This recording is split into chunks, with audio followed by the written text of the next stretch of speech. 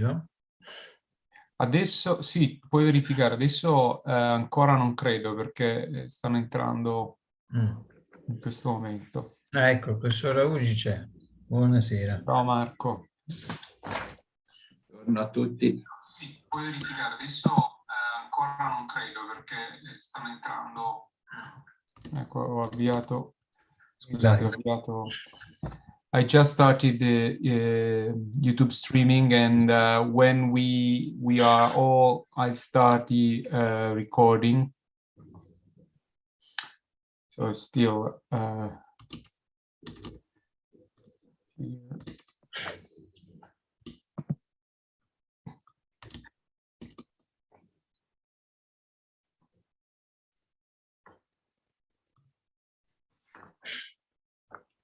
Professor Pirlo is here.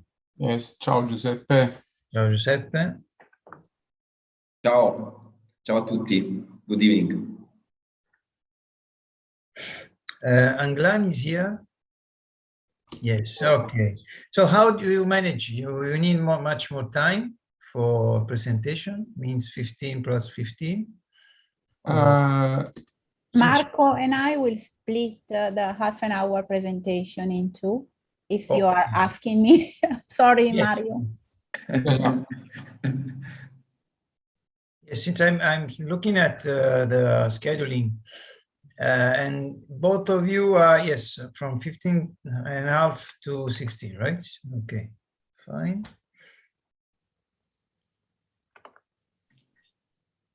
Then Quartarone and Centi.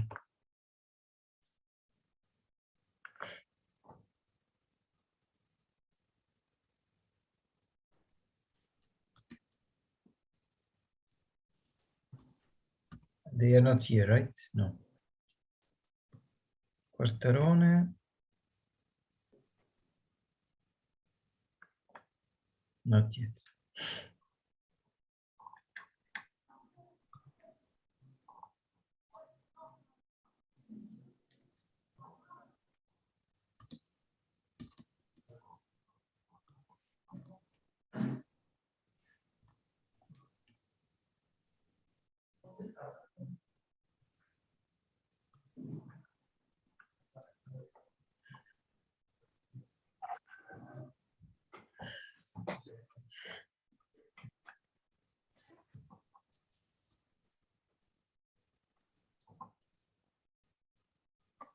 Okay, if you agree, I'll start the registration. It's okay? Okay.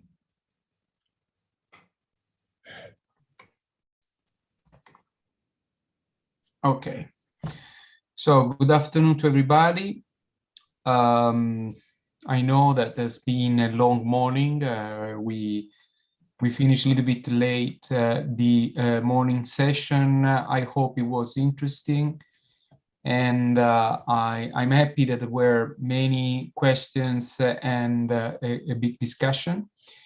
So this afternoon session will be chaired by Michele D'Assisti. Michele is full professor of Systems and Production Technologies in the Polytechnic University of Bari. He has been Rector's Delegate for Sustainable Development Strategies since 2003. And he has an extensive experience in several national and international research cooperation with multidisciplinary groups. He is currently responsible for the first public inter-university laboratory in Puglia for designing and managing territorial and industrial resilience. And I leave him the floor to introduce this afternoon session and all the other colleagues that will speak today. Thank you very much. Michele, the floor is yours. Thank you, Mario. Thank you so much for the nice presentation. And good evening to everybody. And it's an honor to me to welcome you to this session that I hope will be also, I would say, interesting and stimulating for all of us.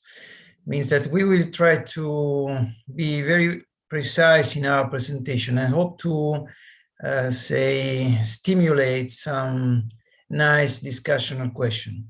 If you don't mind, I will share in this way. It means that we can collect some question at the end of presentation, and hopefully make all the summary discussion at the end of the presentation, if for you is okay. So I can suggest to you to write your question, hopefully in the chat. I will collect all the questions and then we will discuss at the end of the presentation. Okay, for me, it's all for now. And I have the duty to introduce myself in this case, because we are talking about curriculum number 3, technology and territory. And I'm supposed to be the first speaker. Will be with us also Professor Augi and Anglani, Professor Quartarone and Centi, Professor Pirlo, and myself. So I will try to be very precise in my presentation, of course, so to give time to the other for the discussion. So let me share the screen.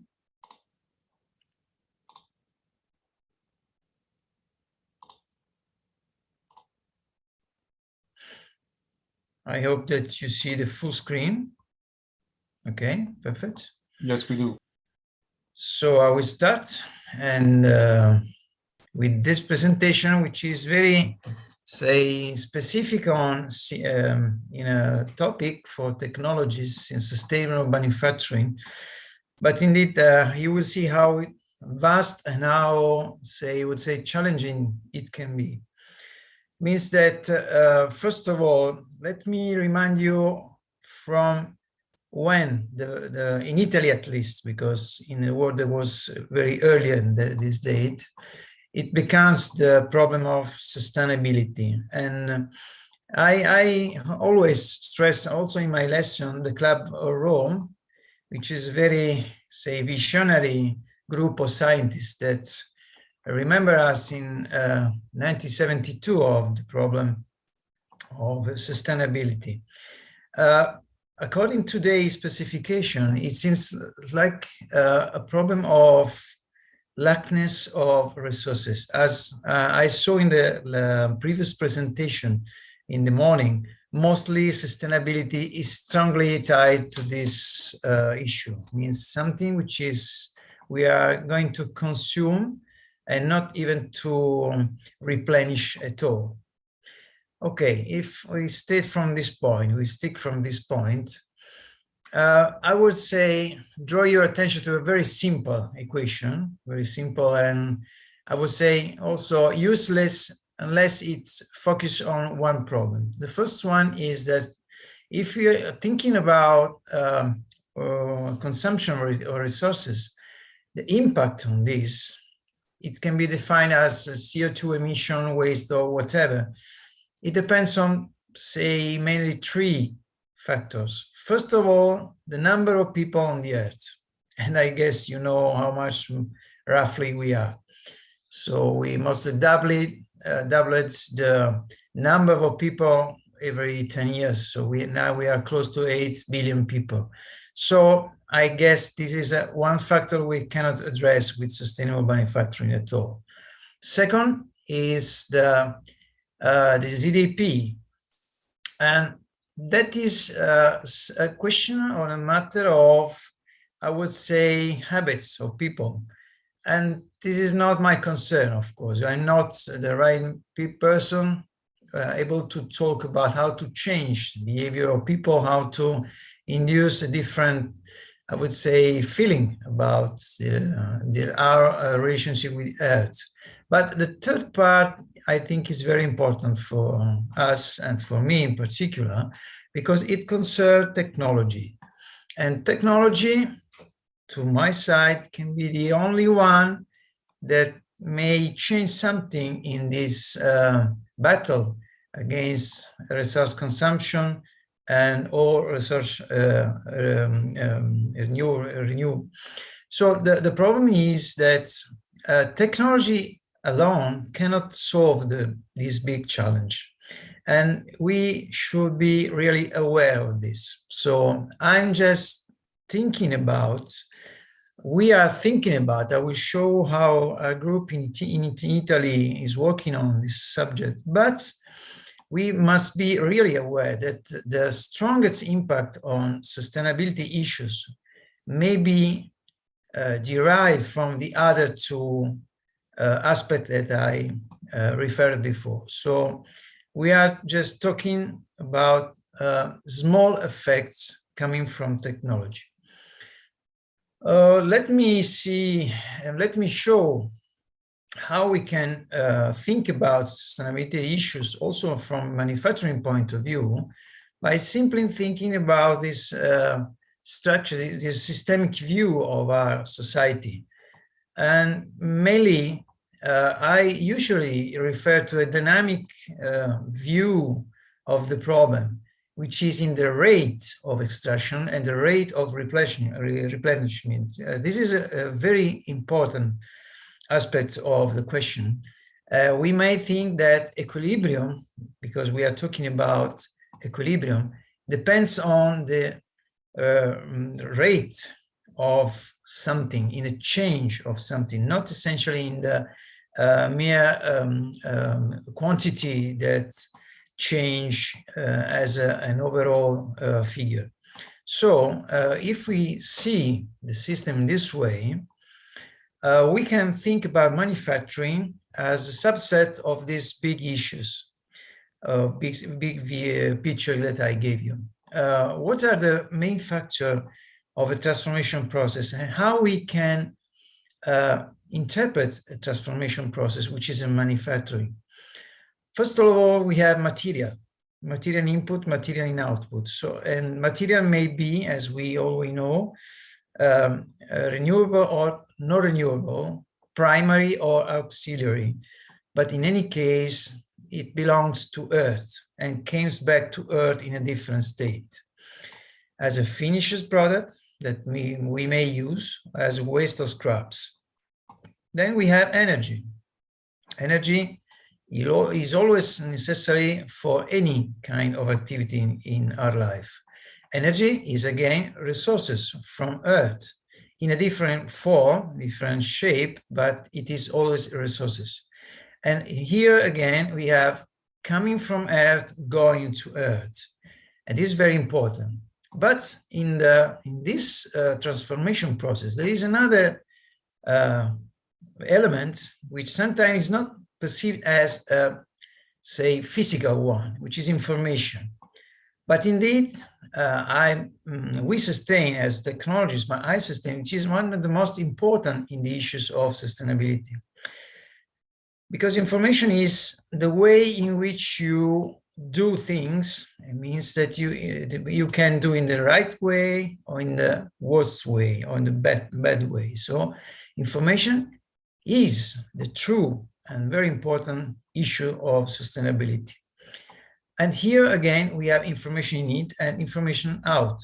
Out information is typically experience. So maybe that also for manufacturing operation, we can think about outcome or scraps from a transformation process, the information, sorry. And what are the factors so that we can summarize in this process of transforming and manufacturing material? Is matter, energy, information, but also human resources. This is another point that I would like to stress, since we are typically referred to as technologies or say people related to machines. But now, even us as technology, we are talking about human resources as a part or the main part of the transformation process. And you know, why this is very important, this point, because human resources are the leading factor in the transformation. And if we think about human resources, let's say, for instance, the smart manufacturing. Smart manufacturing is a typical example where still there is the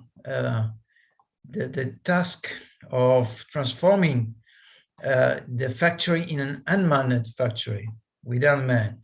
But smart manufacturing at the present is simply trying to cooperate with man. Means intelligence, artificial intelligence is cooperating to support man.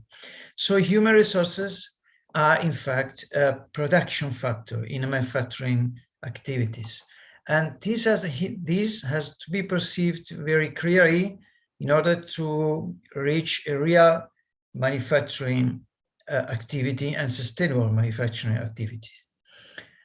Of course, now we can define, according to SDG, the 12th SDG, as a sustainable manufacturing as an economically sustainable process that minimizes environmental impacts, conserving energy and natural resources, and improving safety for the community.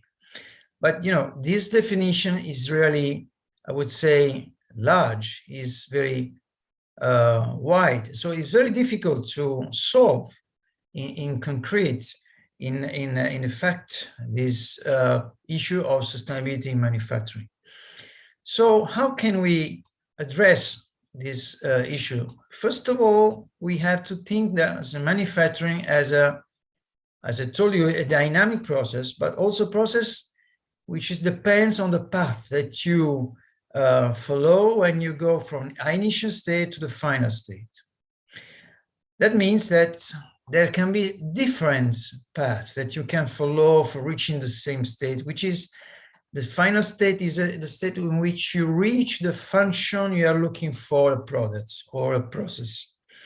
So this is the true challenge in research by now. It means that we can obtain the same object with different technologies, with different processes, even with different materials. The question is how and what is the best path to follow in order to satisfy the transformation we are looking for. And as you see, there is the function, the F, this is signed here, which is not already defined at all in several fields of our life, in several activities, from transportation to medicine, to agriculture, to aerospace, also even for tourism.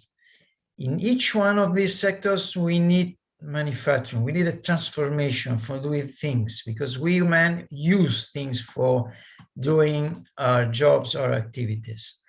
So maybe the third factor was referring to in the IPAT equation can be reached if we are able to define the best path to follow. And that's the issue in research for you that are young students and young researcher, to solve the future question of sustainability. Let me also point out that the degree of interest about sustainability may change according to the life cycle phase of our production cycle, as you can see here. So you can have producer attention, which is different from consumer attention, which is different from society attention. And depending on the stage, you may have different assets on which to strive and to consider. So it's very important, this slide, to remember us that it's very important the systemic view in all the problems that we face. Also in a manufacturing, because I'm focused on the production, means one of the fourth part of this slide, but it is not enough. I need to consider what there is behind, what is before. Okay, so it's very important issue to point out.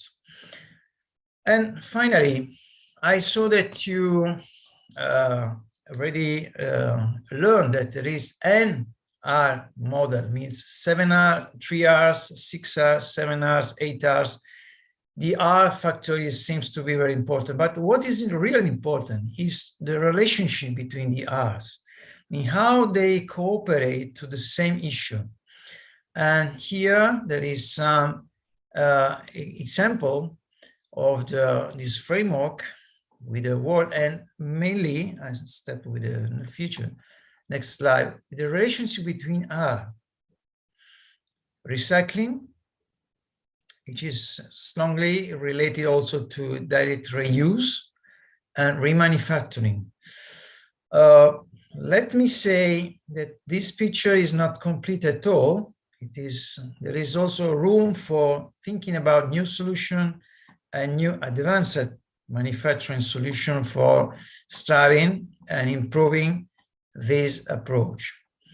So we will refer now in the example that I will show you, and I select our group of technologies in Italy, because I think it's much more interesting and I would say useful for you to see a group of people which are all together working in synchrony for sustainability. So that's why I decided not to give a standard lesson, but to give also example on the ground from the field, from our group of research and study.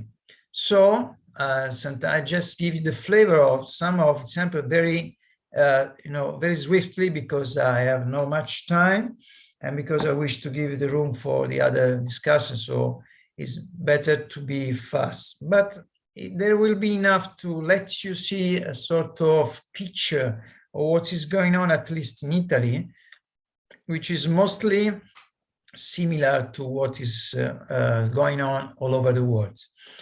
Polytechnic of Milan, they are thinking about controlling machines. So if you see here, over a working power of 12 kilowatt hours, the idle power means when a machine is not working, is something like 1/3 or closer to 1/2 of the overall power consumed. So it's very interesting to think about. It's like when you switch on and switch off your car at light, when you stop at light. It's similar to the problem. But if you multiply to the number of operations in manufacturing that you do, you may think about how many tons of power you will save if you think how to solve this problem. And this is a very interesting point of view. So simply by noting this, if you see, this is a matter of information. He stands for information, because you need to monitor, to learn, to model, and of course to measure. So it's something like that that belongs to the use of information in manufacturing, as I referred to you before. Then another sample, very easy, is a particular technology, very simple, is sort of stratification of metals to form a part, which is a blade in this case, in airfoil. And in this case, they find out the best solution comparing energy consumption during production between this new technology with a standard technology. So we may think that some technologies we are using now belongs to the very far past, maybe centuries ago. And maybe for simplification, maybe for not strong research on new field, there is no room now to easily change the way you produce products. If you think in new technologies, T is for technologies, then you may change the way this approach, and maybe you give a small contribution to the sustainability issue that I referred before. Another approach, I do love so much this one, because a colleague of mine from University of Bologna introduced the idea of slow manufacturing. You know how time is a production factor. In our minds, time is always a must. Reducing time is a must for production. But sometimes you may think in reverse. You may think of quality, of the value of slowness. And that's exactly what this colleague introduced. So U is here for as human, as idea. So I do love this application because it tried to endeavor and to give value to the the slowness in production, according also to a sort of say analysis that he did in a district of Leda, in this case. Again, from Politecnico Milano, the idea of teaching factories, which is always applied for real operation, but the teaching factory is technology plus human, because human capital is very important in sustainability battle. If you feel how to solve differently the problem, the path I was referring to, that you may change your mind in the way you are producing. And I just go fastly, let you an application of mine, just to try to give value to PV panels. You know how many production of energy resources are all over the world. This is a pattern that works and simply sustainable because use hydrogen and nitrogen, frozen nitrogen. So it's very sustainable and effective. Other applications look at reducing consumption of material and reducing the accessory or support materials like lubricants or like the energy by optimizing production. And just please take it as pictures. Don't try to understand even the figure or the value of the picture I show, because there is no time and I don't want to go deep inside what I show, but let my words explain you this slide I'm showing. So here we are minimizing the production factor, the material that you use to cool during production. Again, another way to think about how to reuse product by reshaping. So it is SPF is a technology which makes incremental forming, means change slowly the form, the shape of a product to reuse in a different life. And so we may use these new technologies like this one, or it is better shown here. We may change the way which we produce things or transform things to reuse for a longer life. And finally, we can think about also to this sector of the footwear, when the advanced manufacturing technologies may change the way and in which we reduce consumption of materials and improve also the function of the use of products. So I stop here for myself. I just will look at question from the chat if you want, and I give the room to Professor Rauji and Professor Anglani to start the presentation, I guess, in time. So I earn 4 minutes, so you have much more time to present yourself and to present your presentation, okay? Thank you. Okay, thank you, Professor D'Assisti. I am Marco Rauji, Professor of Electrical Engineering at the University of Pisa. And together with other colleagues, I will now try to share the screen.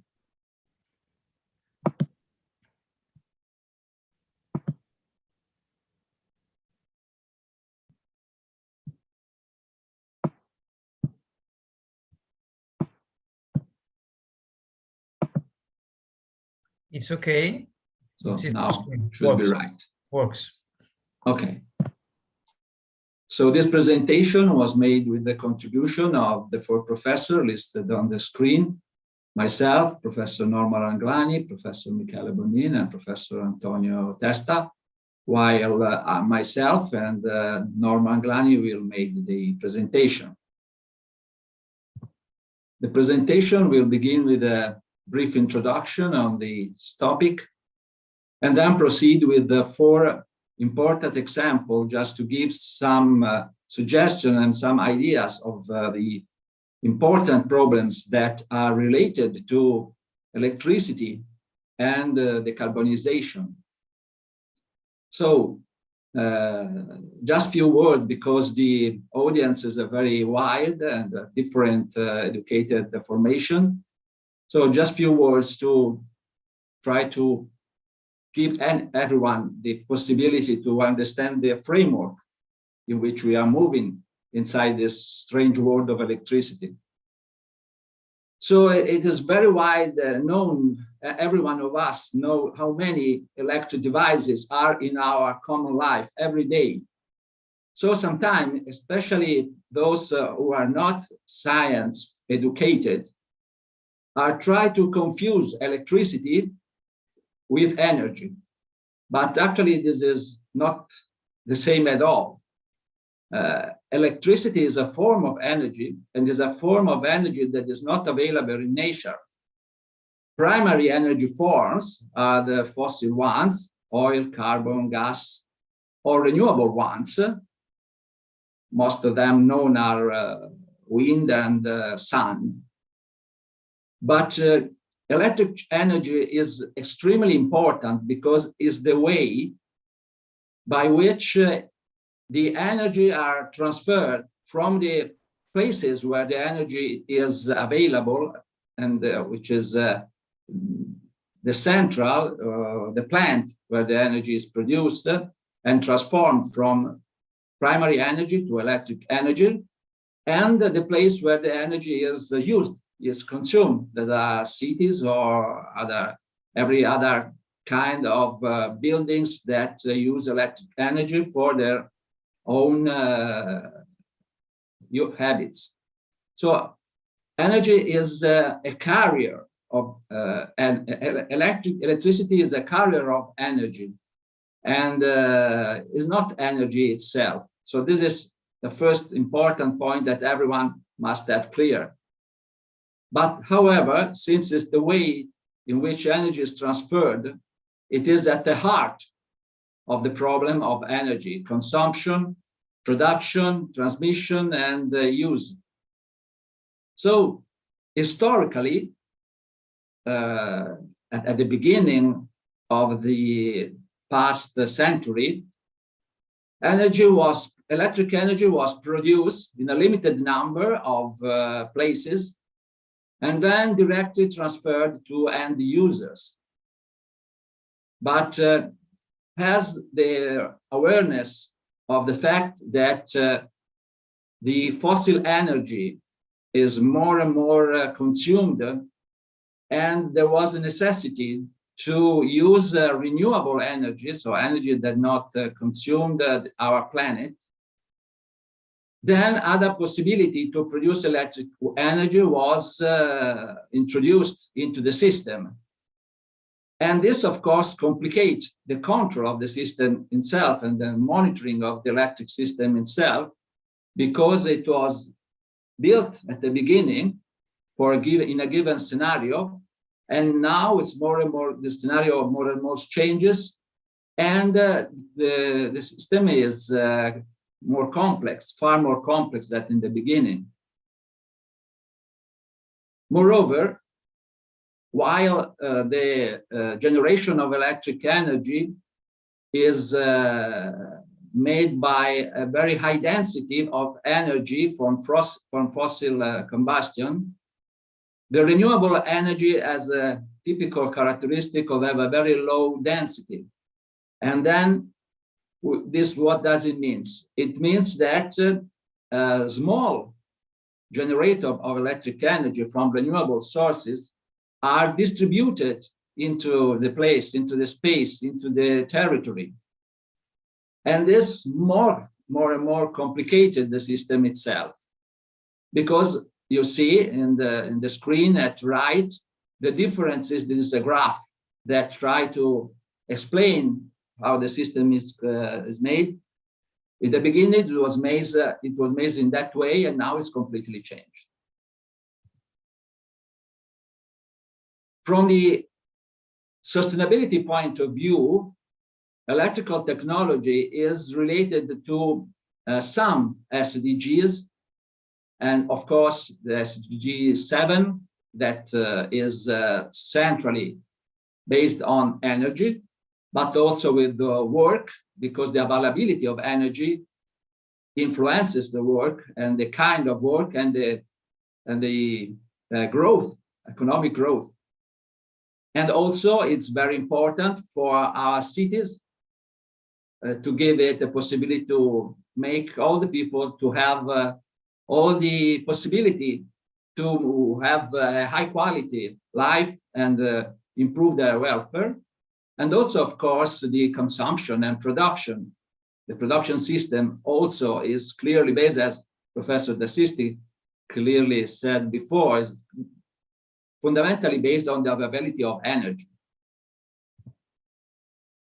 So now I will begin a description of some important fields of research inside this world of electricity that is very wide. The framework of the energy community is quite recent in this sense, and because it is a kind of aggregation of people that is more and more grown in recent years. By definition, a renewable energy community is a form of non-commercial association. It's a legal entity of families, also of small, medium enterprises, which share one or more plants for the production of renewable energy and can produce, consume, store, and also sell these electricities. What are the values of this energy community? It is very important because this energy community combines several aspects, not only the technical ones, this is very important, but also the social ones. Indeed, the commitment, the role of sharing, and the informed participation is at the base of this topic. Fundamental indeed is to share energy.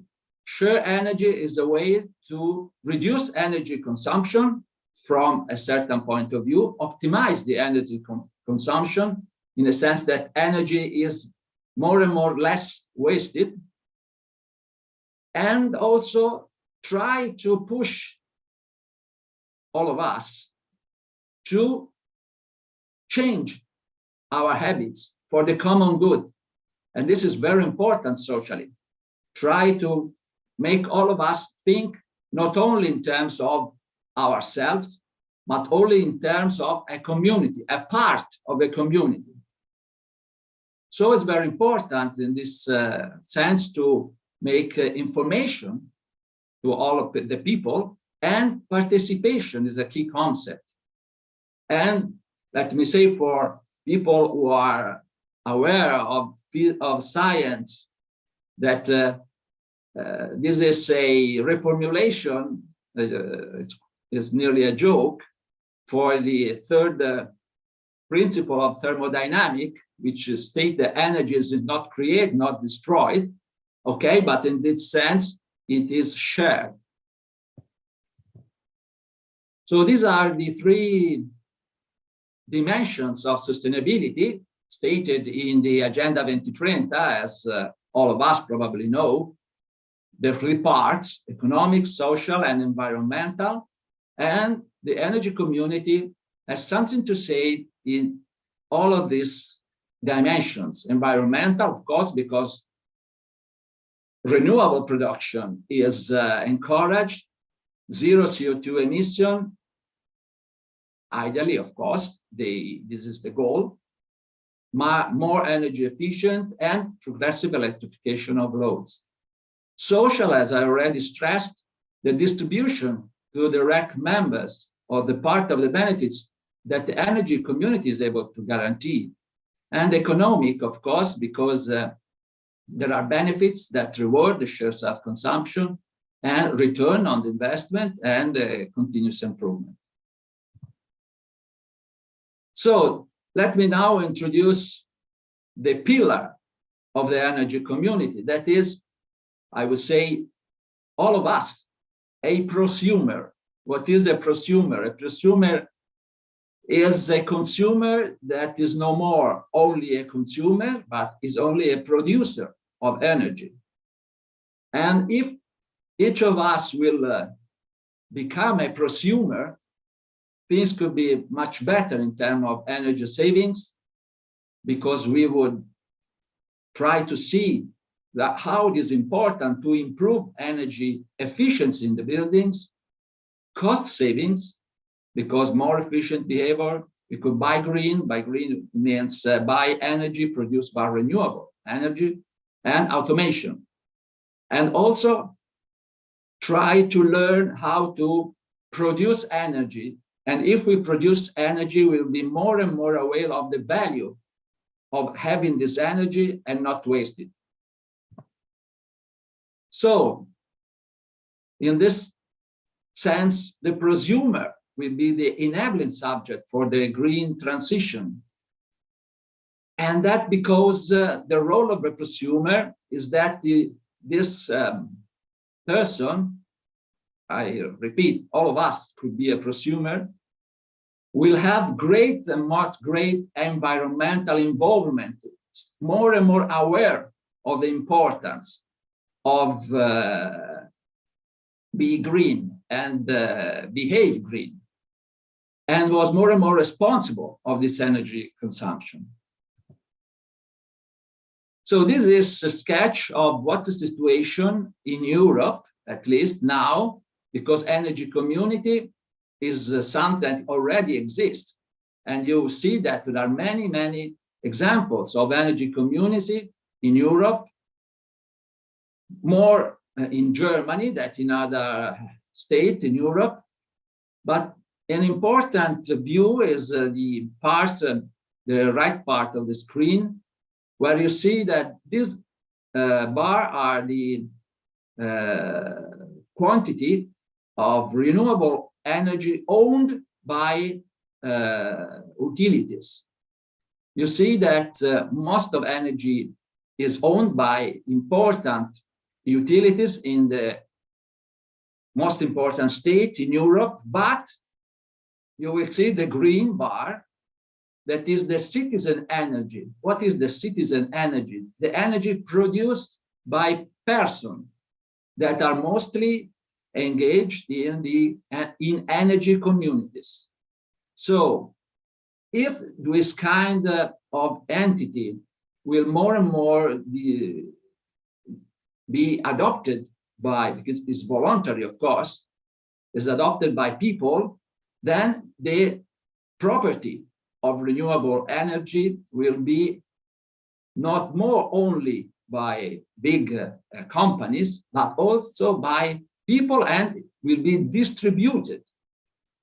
And so this will open a very big issue for the distribution of responsible and properties and riches, because energy is richness, of course, and open many questions in the distribution, not only of energy, but also on the possibility to influence the sustainable development. So also, it's very important to say that due to this kind of framework, energy communities is an area where multidisciplinary is necessary, because there are not only technological problems you see in the first topic. These are typical engineering problems, because regarding the combination and sizing of renewable technologies and plant, and also storage, but also aspects regarding law and social science, because I already said that people should try to vary their energy consumption for the benefits of the community. And also it is important to try to see which kind of incentives could be useful to enlarge the possibility to create this community and to create prosumers. Of course, economics is also at the base, because at the end of the day, it is important at least not to lose money. And also it's very important due to the complexity of the systems to have information for the control and management and monitoring of the network. So now let's start with another topic, that is e-mobility and smart grids. And smart grid is what I already sketched before, is the electric grid is the way by which electricity is taken from the center where the energy is produced and brought to the users. It's smart because it's more and more difficult to control and monitor it. These are a sketch of the complexity of the system and the importance of data and on how these data are elaborated. So it's very important, the data science in this sense. And also it's very important, it's one of the topics that probably in the last years became the more and more important also in the media, the air mobility, the electric mobility, which is used to reduce the production of amount of CO2 emitted. And electrification of mobility could be very useful in this sense, because as you see in the screen, the vehicle efficiency is more and more becoming important.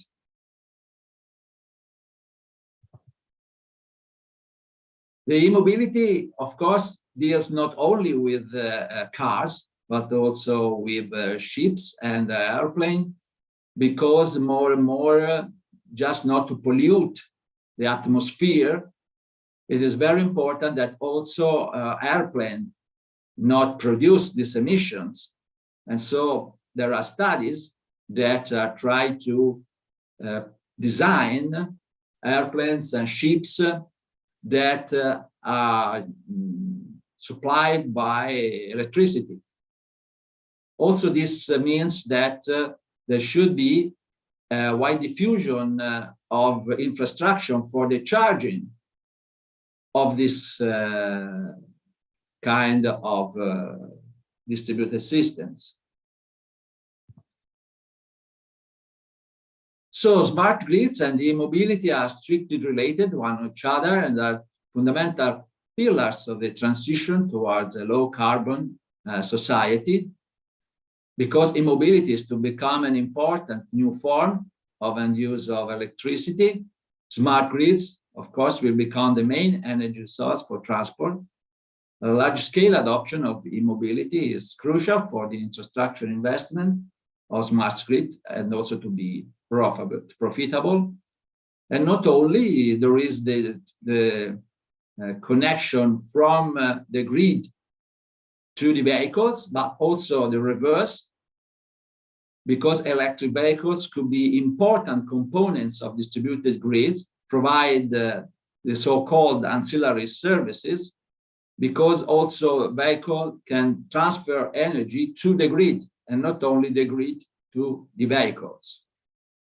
There is also a problem, of course, in second life use in the storage system. The batteries mainly today is this kind of storage system that are used, or even if hydrogen is one possible way to store and use the energy.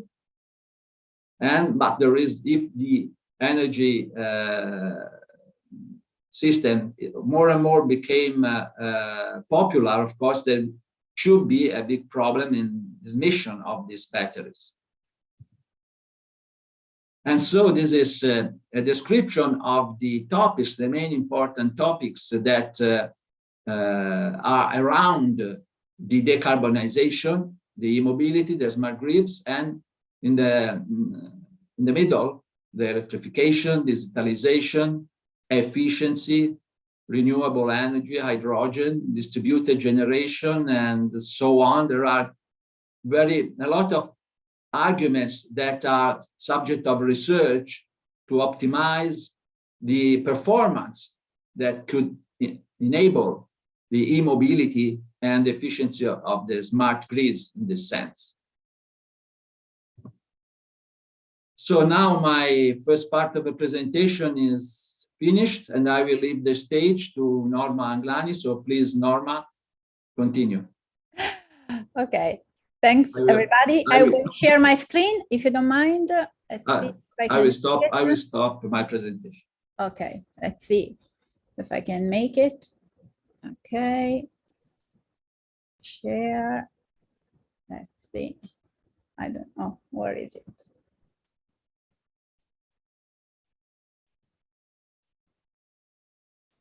Okay, let's see if I can move everything around. So, can you see my screen? Yes, yes, okay. Okay, it's perfect. Okay, so. Please just take a look to the time. Huh? So, thanks, Mark. Yes, yes, I will just start my time right now, and I will try to be as fast as possible. Anyway, thanks, Marco. My name is Norma Anglani. I'm from the University of Pavia, and as well as my other colleagues, I want to welcome you too. I will go on with the second part of this presentation, focusing on a couple of additional key issues relevant from the electric research standpoint. So far, you have been exposed to the topic of e-mobility, smart grids, as well as energy community. Now, I will introduce you to other key issues again, in the electricity sector, the so-called microgrid. So here you can find a simple representation of what a microgrid is. Micro stands again for small, and the size is given in terms of power. So how much power we deal with. It goes from a few hundred megawatt down to a few kilowatts. And the grid is the infrastructure energizing the different end user. The infrastructure is made up of a supply side who is providing power, so energy, which is power over time. And at the end, on the other hand, there is who is using this electricity.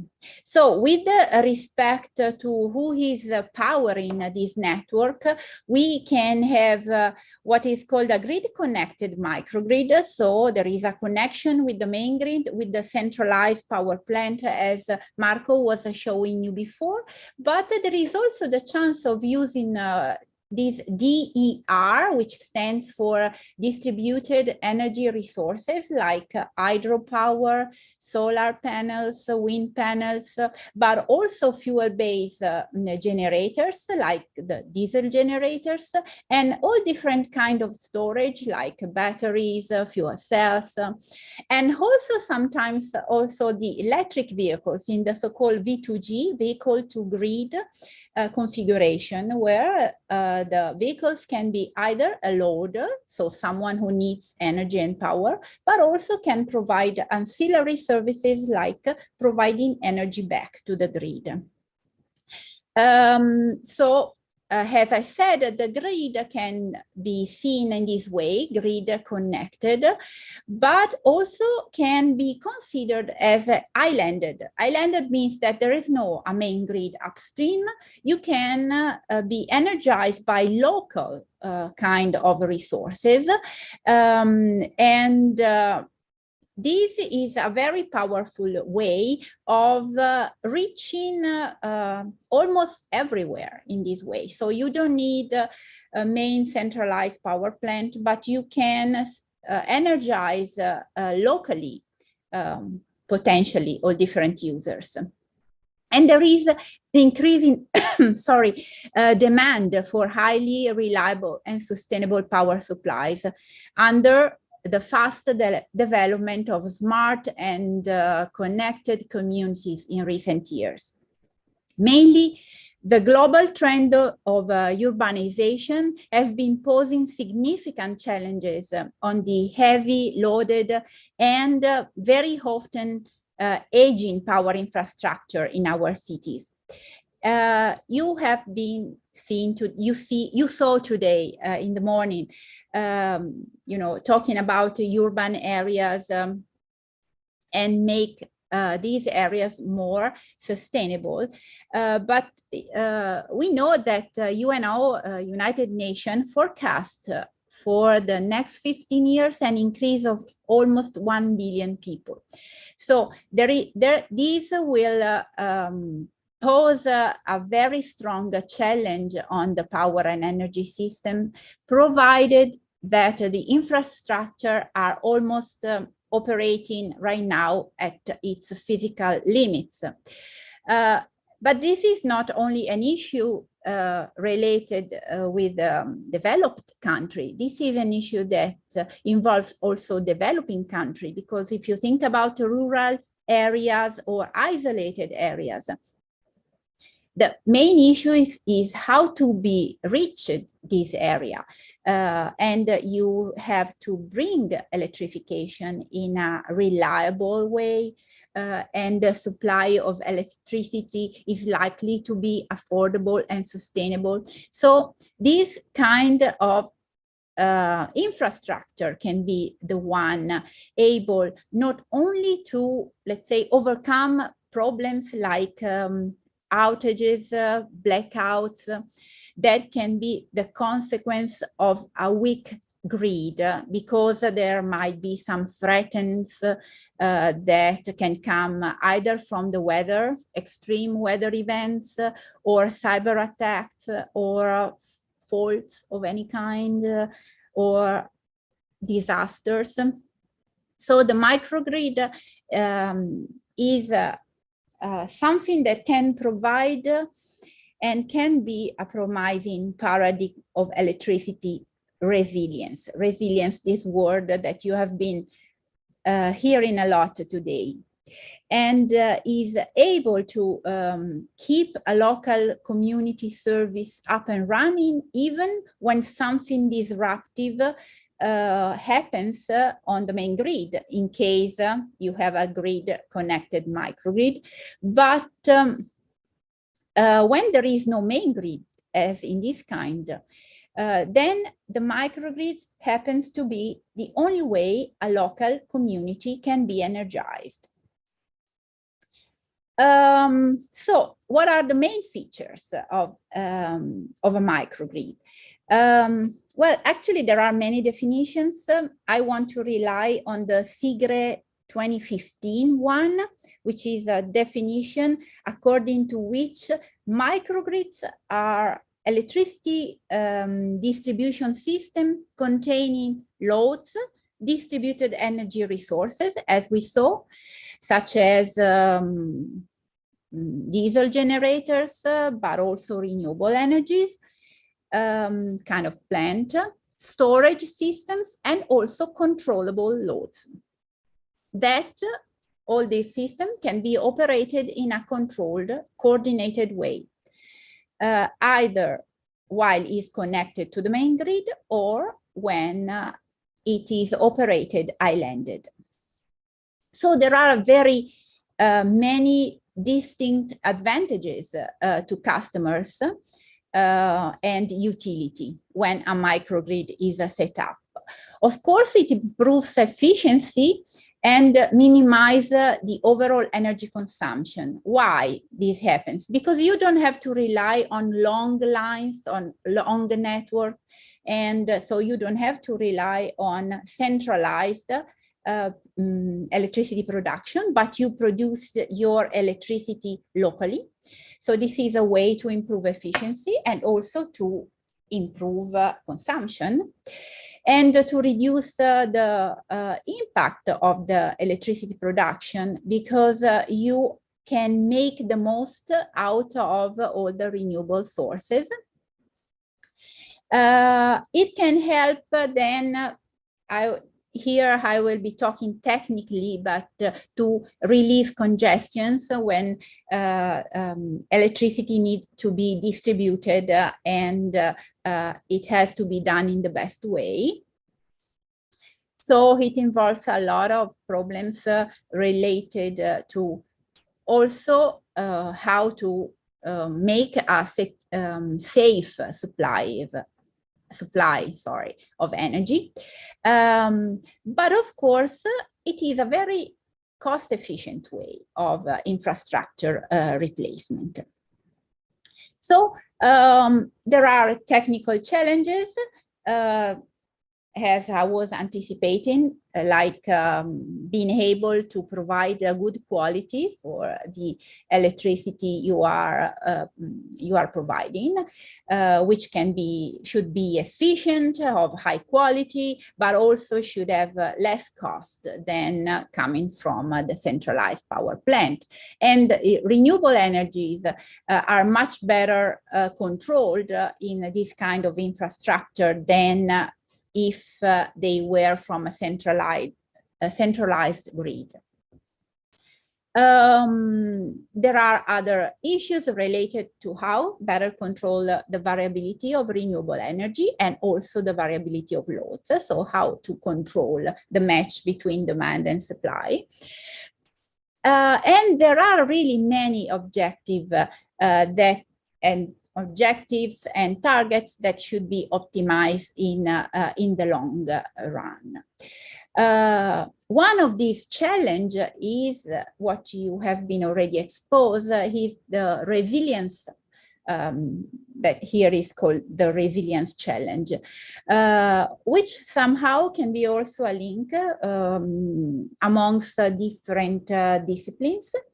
For instance, in harsh environment, you need to account for, different targets. And so you might need different methodologies in order to make an early assessment of how sustainable a microgrid can be. Yes, microgrids offers a lot of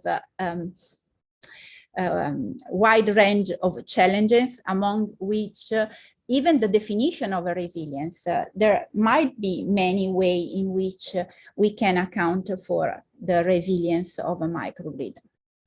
So methodologies to make a good evaluation of these technologies have to take into account a lot of relationships among different parameters, and sometimes they are not so easily quantifiable, and also economics.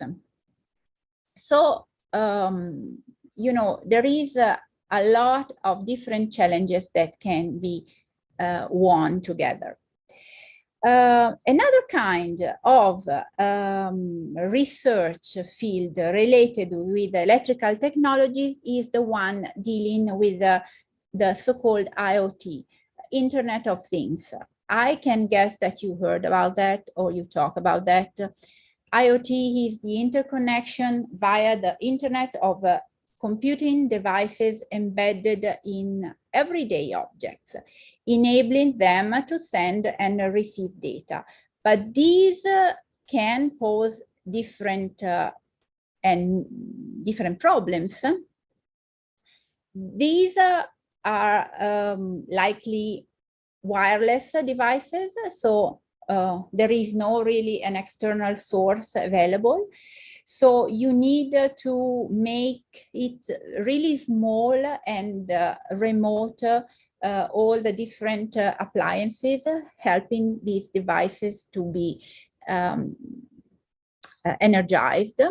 So small batteries usually are used but they are difficult to be replaced sometimes, and they are also a very hazardous disposal to deal with.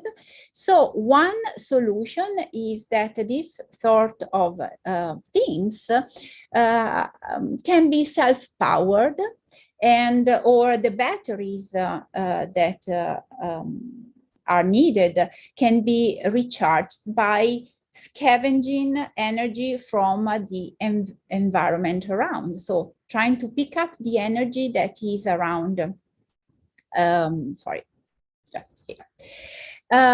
And this process, particular process of scavenging energy from the surrounding environment is so-called the energy harvesting. Energy harvesting is a way to provide energy, let's say, for the recharging of batteries, and can rely both on very mature technologies like wind and solar. These are mainly outdoor technologies, and they are related with large installations. But there are also the radio frequency and here the thermal gradient, which are way that are widespread, but they are low power density. If we think about, for instance, the human motion, we can catch the human motion and try to make get out energy out of that. It's really widespread, but it deals with the very low frequencies, and devices are very hard to make them smaller, so miniaturized. And then there are also which are really widespread and which can provide a relatively high power density and also can be miniaturized, are the mechanical vibration and acoustic vibrations that can be turned into energy. Why energy harvesting is becoming a solution for the future? Well, in 2017, 1.5 billion already of the market was dealt with the energy harvesting. And this is important because if we look at this graph, which can look like a little bit tough, but it says that the batteries comparing with ICT and telecommunication technologies is showing a less fast pace of development.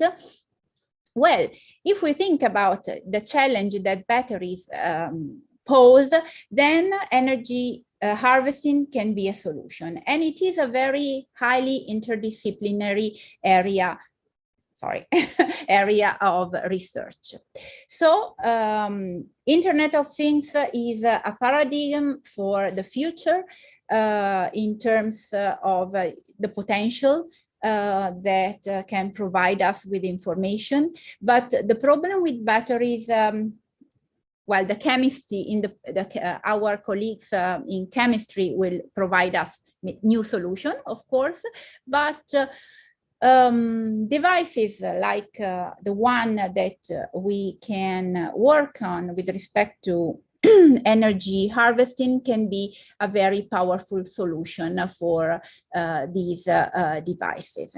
So I just want to sum up by saying, first, today I read someone writing in the chat that one of the problems is lack of technology, but also behavior, as Professor Motta stressed this morning, and also Marco before. Well, the research challenges of this curriculum aims at providing solution to this lack of technologies, trying to investigate different aspects of them on the energy, production, distribution, and the use side. Electricity is a key factor for decarbonizing Europe, but not only Europe. And many challenges can be overcome but are also posed to our society. So the transition to electric mobility is an essential step toward the decarbonization and will have a significant role for the future, as well as smart grid, IoT, microgrids. I just want to end up by saying that be engaged, as today Professor Grossi was saying, because these days will offer you a great opportunity to be inspired and involve also the other into your PhD project. So I hope, I know that I've been a little bit late, but I can take maybe question later. Thank you very much. Thank you. I suggest either Marco and Norma to have a look to the chat from 3:40 up to 4 p.m. So you can prepare eventually for the discussion at the end. Now introduce Professor Quartarone, Professor Centi. Okay. If you kindly switch on the camera.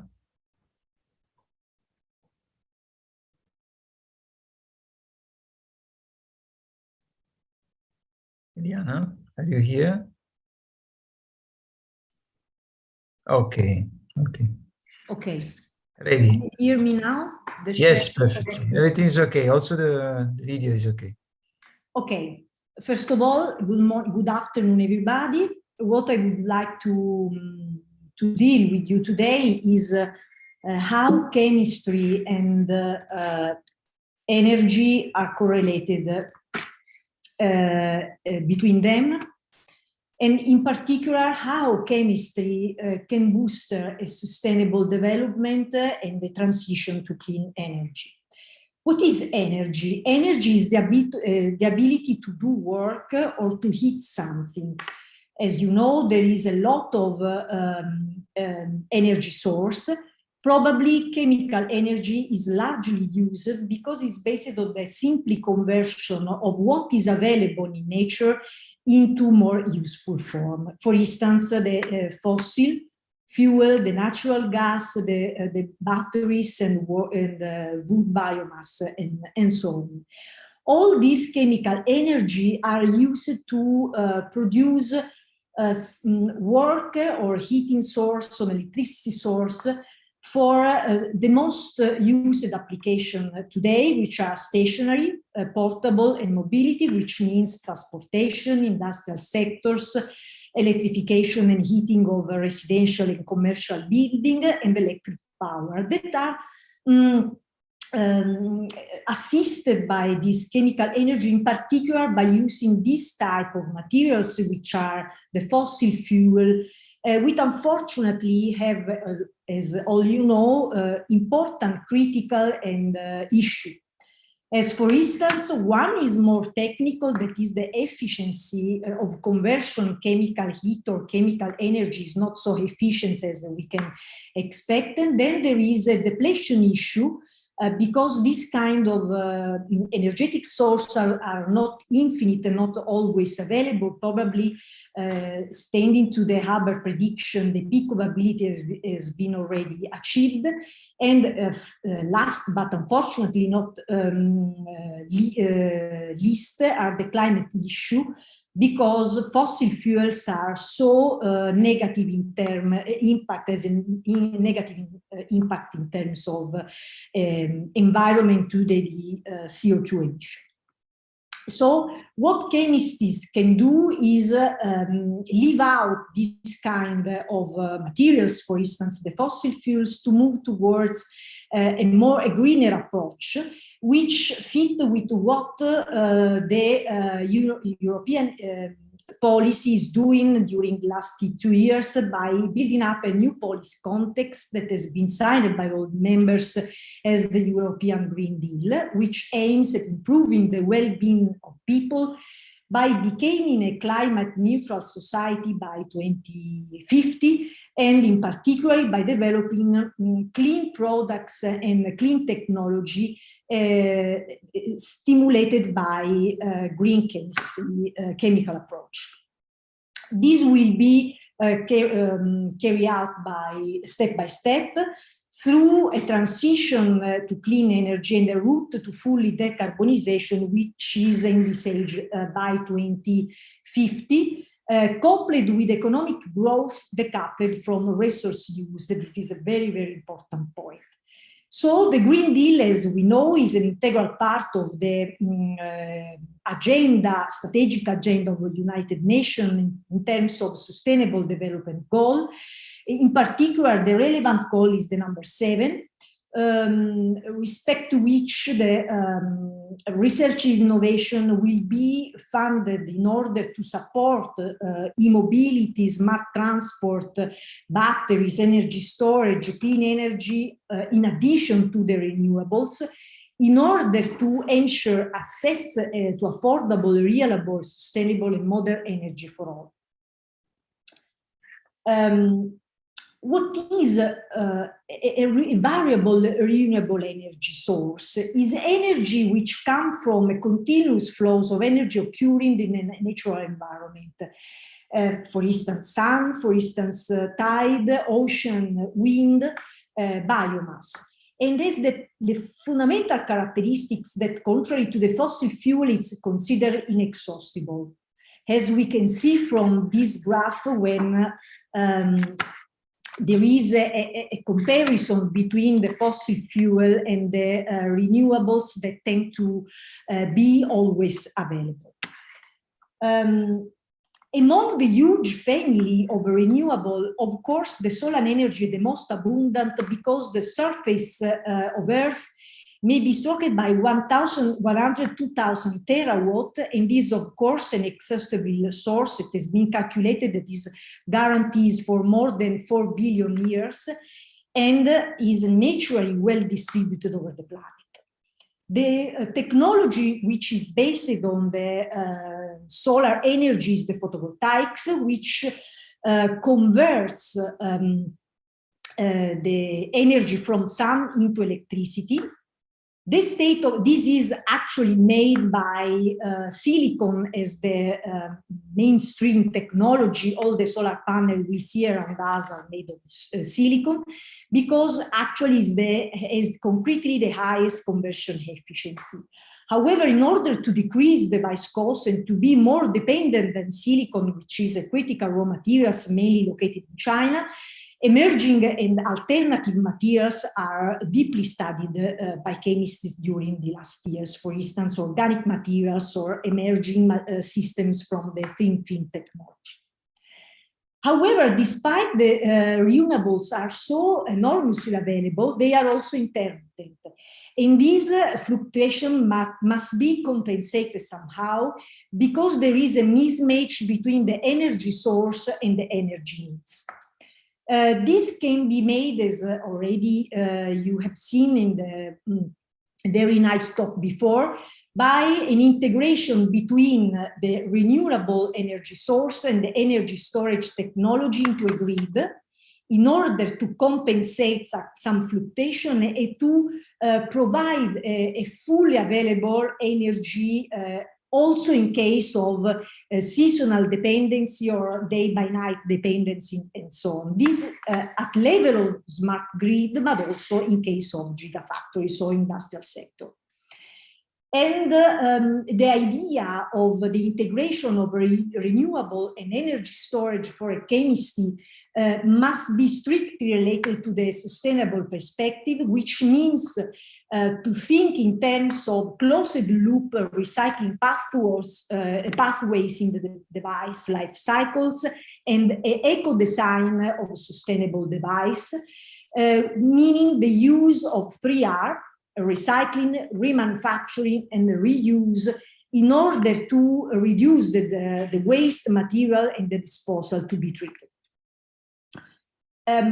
Which kind of energy storage technologies are available now? There is, again, a huge family of possibilities, but the most important seems to be the electrochemical and chemical storage technology, which means batteries, in particular lithium-ion or post-lithium ions, and also hydrogen, because they are the key technology which concretely may enable a climate neutrality by 2050, meeting the targets of Green Deal in terms of acceleration of the shift towards sustainable and smart mobility, to help supply clean, affordable, and secure energy by reducing the CO2 emissions. So we are talking about zero emission technology, and also by favoring a circular economy in terms of materials. So, but what is a battery? A battery is a simple, very simple chemical reactor, electrochemical reactor, where some components which you find in the negative and positive electrodes may react all together through an electrolyte separator here. And from the energy, chemical energy arising from such process, we can produce electricity. Electricity that can provide us for power something, for power in some application that can be heat something or give propulsion, for instance, for an electric vehicles. And you can find batteries, lithium-ion batteries everywhere. In particular, they were born for powering the consumer electronics, but now they are widely diffused due to the electric mobility, which is growing ever and ever during the last time. And for this reason, there is a very great global battery demand, which is expected to grow in order to fit the energy requirements coming from this new technology devoted to reduce the greenhouse gas effect and the emission. So you find lithium-ion batteries in portable electronic device, which can be, for instance, which require more and more energy to be stored, and also high energy density, because your devices are even more complex, for instance, from the phone to the smartphone, more complicated computers. So all this technology behind this device require more energy delivered by the batteries. But you can also find, in particular, and also in device, medical device, for instance, or also military device, where the batteries technology is very required. But in particular, you can find, of course, larger and with higher density in the e-mobility, which, thanks to Tesla, has been boosted very faster during these last years by reducing the production cost of the electric car, which may be, which is decided in two types of engineering, an hybrid plug-in hybrid systems, where a battery is combined with a conventional engine vehicle in order to use, for instance, the battery, the electric propulsion during the rush hour in the traffic of the city, so to reduce pollution. Or, for instance, in the fuel tank, a fuel engine motor during the largest distance, or eventually also the electric vehicles with batteries, traction batteries, which may be easily recharged, for instance, from the electric grid overnight. So reducing the load on the electric grid.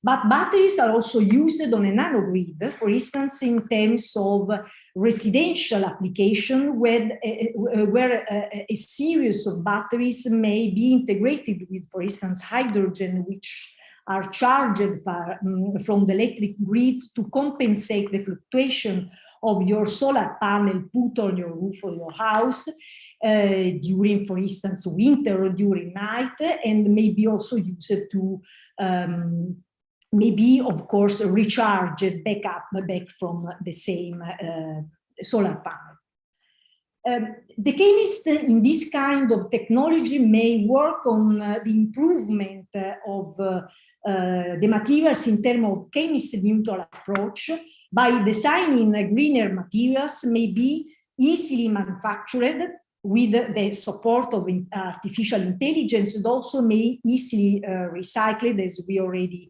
seen before, taking into account that the battery is fully made of critical raw materials which are strictly related in some geographical site, for instance, cobalt in Africa, or lithium in South America, or silicon in China. And this is a very important point for Europe in order to be independent from the third part, so for the third country. So the recycling aspect is very critical in order to recover the end-of-life materials. Finally, another important chemical technology which can make energy cleaner is the hydrogen, towards which Europe is putting an investment priority and has a priority role with respect to other countries, for instance, Japan or Asia more in general. Again, hydrogen is an energy carrier, which is related to, again, a chemical conversion, a conversion from chemical energy into electricity, or also the reverse process from chemical energy, electric energy into chemicals. If we use a device that we call the fuel cells, a sort of battery that is based on this very but wonderful, simple reaction that is the combination of hydrogen and oxygen to form water, we can produce electrons, which means electricity, which again, like in case of battery, may be used for electrify something or power something and so on. But if I use the reverse process, I can produce, by means a fuel cells now become an electrolyzer, I can produce green hydrogen. That is a very important energy carrier that may be used to as a renewable source in order to exploit and deploy at a large scale across whole hard to decarbonize sectors, like for instance, the heavy industries. So hydrogen may be used in a fuel cells, as already Norma explained before, but also in case of electric propulsion. So you can have electric cars that work with hydrogen, with the fuel cells, by replacing your fuel with hydrogen, with a better and a greener carrier fuel. There are a lot of vehicles that have been designed by Honda and Toyota in Japan, Hyundai in South Korea, and also many industries in Europe. Unfortunately, with respect to conventional electric car based on batteries, there is a problem of infrastructure, because hydrogen-based vehicles need to hydrogen refueling stations, which are very complex structure made of several rooms that we can briefly present in the few last slides. An electric vehicle works with a fuel cell, where inside which hydrogen contained in the particularly and optimized the well-sealed tank react with oxygen coming from the air in a very simple reaction, as already said, producing only water as byproduct of the reaction, water as vapor. So is the perfect zero emission concept. Best in terms of zero emission with respect to battery, a conventional battery electric car. How a hydrogen refueling station is made. This is probably a very interesting idea of grid that we can is a reality, in particular in some countries of North Europe, I think Denmark or Germany. This is the hydrogen refueling station, where the hydrogen is before stored in large tank as gas. Then it should be compressed, so the gas moves through this pipeline in another room, where the gas is compressed by means of several chemical process or also mechanical process. Then the liquid hydrogen is transferred to the vehicle refueler at high pressure, in order to refill the vehicle, which needs hydrogen for its propulsion. It's, of course, true that this infrastructure that you can see here in the reality in Germany is a quite not so cheapest infrastructure. But if we think it's inside a grid, this start to be convenient, because The hydrogen refueling station may be integrated in on-site hydrogen production plants, which integrate, for instance, the renewable sources, wind and sun, in order to power an electrolyzer which may split water coming from some reservoir in hydrogen and oxygen. Hydrogen that is moved toward the hydrogen refilling station in order to fill your vehicle. And from the vehicle, you can obtain water again as product for your reaction that may be again putting this closed loop in the electrolyte. So this is a very interesting and greener technology based on this kind of new energetic approach. So just to conclude, hydrogen versus battery, who win from an energetic and also chemical point of view? We can say that they are not competitive technology, rather they are complementary, because there are advantages, some open challenges still to overcome in both of them. In particular, probably hydrogen is more concretely zero emission technology with respect to the battery, which however is cheaper, is more economic with hydrogen. But for instance, hydrogen fuel cells may be faster fueled with respect to a battery that require overnight to recharge your battery. So there is also a range anxiety different from one technology to another one. And just to conclude, hydrogen probably is the best choice in terms of large transport, so to propulsion in large trucks or buses or trains, for instance, which is a reality in Italy within 2 or 3 years. And of course, in large scale, in terms of power stationary application or stationary plants, battery instead are preferred in light transport, so passengers car or taxi fleet, and also in small medium scale stationary application. So to conclude, how chemistry can boost the transition to clean energy, to moving from, of course, fossil and polluting materials which make chemistry so ugly, towards a green chemistry approach, but in a multidisciplinary, interdisciplinary approach in integration with other disciplines, for instance, engineering, in order to facilitate what now is the state of the art in terms of energy system, which means a linear and wasteful flow of energy in one direction only, from the producer to the consumer, towards a future integrated energy systems, which is not linear but circular, where energy flows between user and producer, reducing wasted resource and money, with 3 main and important characteristics which be the game changer: a more efficient and circular system where waste energy is captured and reused, a cleaner power system with more direct electrification of end-use sectors such as industry, heating of building and transport, starting from below, going from the start, from the materials that the chemistry design, which should be greener and more environmental friendly. And of course, finally, a cleaner fuel system in order to make possible this transition also in the hard sectors like heavy industries and transport. So I'm sorry if I've been late, but I can stop here, and I thank all of you for your kind attention. Thank you, Eliana. Okay.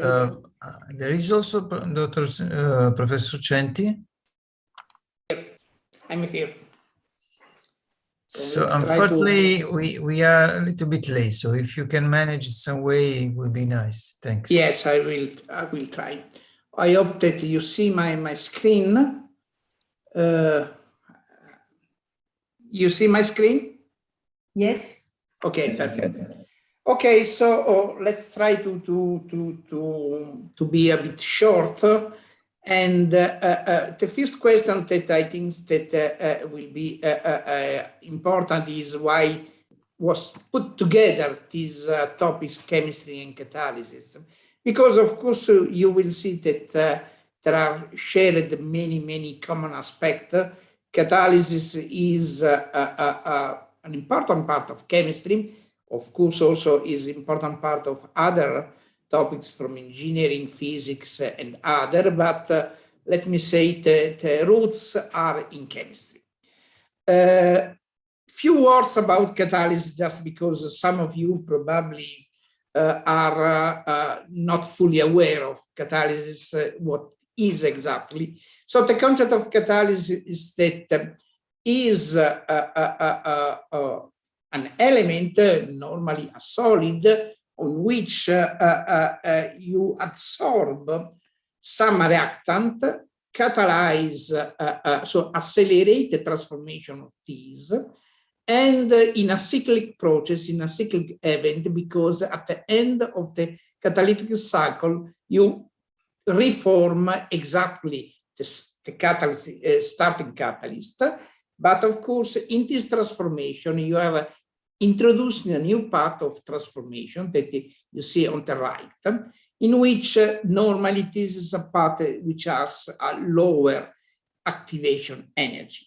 So this already explain what is the role of catalyst, is to provide an alternative path of reaction, which is typically is energetically more favorable, but also in this way you can try to select and to go more efficiently to the target that you have rather than to alternative paths. So the keywords are acceleration.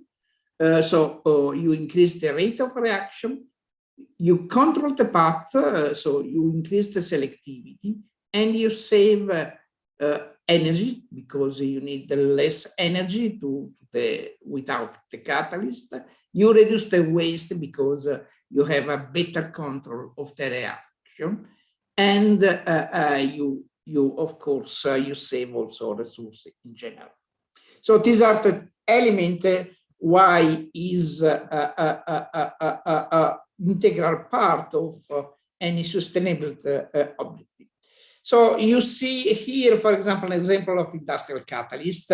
You see that they have different kind of shape, which are illustrated here. But the main concept is that to achieve a catalytic process, what you need is to control a very complex process, which is multi-scale. You need to control the nature of the element of the catalyst itself, but then you need to control the other characteristic like porosity of the material. You need to put this in a catalytic reactor, so you need to control all the process of transfer. So in this way, you have a process which is quite complex, and you need to have an optimization of all these factors. And for this reason is a multidisciplinary topic. So and the other element which is important is that for this reason, you have also multi-scale. So here you see in terms of time scale, you have a very large variety of processes with a different time scale that you need to control, and also in terms of lengths, which are quite different. For this reason, you need to put together many different competences, going from electronic to design, to nanoscience, to engineering of the material, to engineering of the process. Why is fundamental for sustainability and climate change? I think that there are many demonstrations, but this I think that is one which is quite clear. One of the first main large-scale process, catalytic process, is the synthesis of ammonia, something like more than 120 years ago. What is important, you can see here, what is the kind of prediction that you have in terms of food that you can produce without fertilizer. without abundant fertilizers that derived from the availability of large-scale synthesis of ammonia. And you see the increase of the population. So the difference between these two is the effect of availability of fertilizers, which are induced from the availability of this synthesis method. So you see that, for example, the availability of food that we have today is largely depending on the chemistry. Of course, chemistry is very well integrating all catalysis and chemistry in all our life, from a refinery to chemical processing. Most of these processes, they are catalytic steps. And you have a very large impact because it's not only for this process, but for example, that one of the main applications that we have all handling is cleanup technology that we have on gas, on car, or many other systems. And the impact is very large because is inducing a large impact, which is about 1/3 of the overall GDP. This is another example, for example, taken from a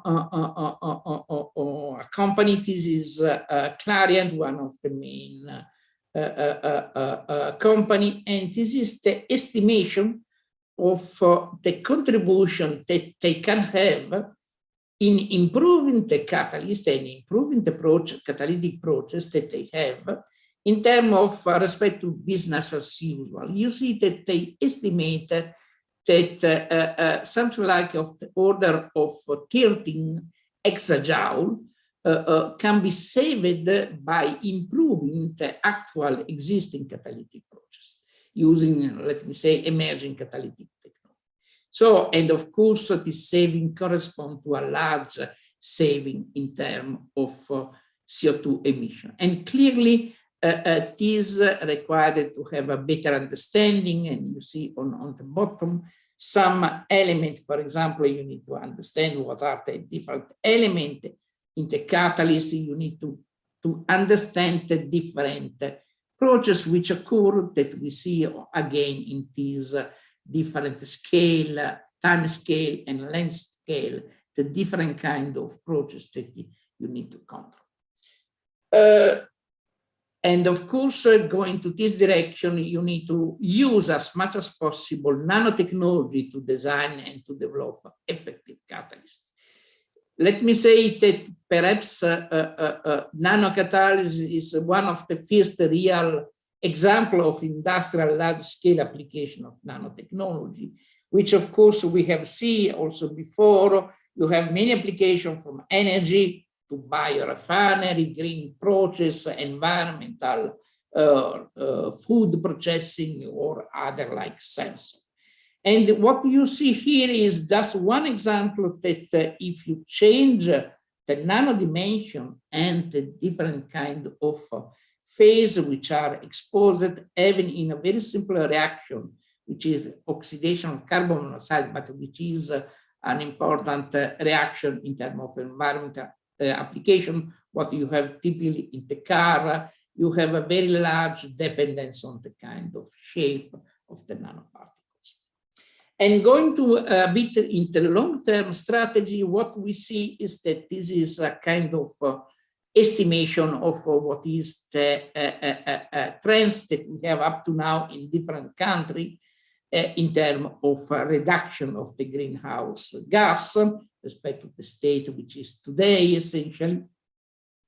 What you see is this black is the average of all, and this is the target that we have for 2050, which is net zero emission. You see that if you make an extrapolation of the current trends, you arrive to something like half of this. And you need to take account that it is more difficult, you go to more and more deep decarbonization. So what is the message is that if you like to arrive to a net zero emission as agree on political level, we need to accelerate the kind of technological development. And this is the reason why there is a necessity to put a lot of attention on this aspect. And we see that, of course, cost is a very important part.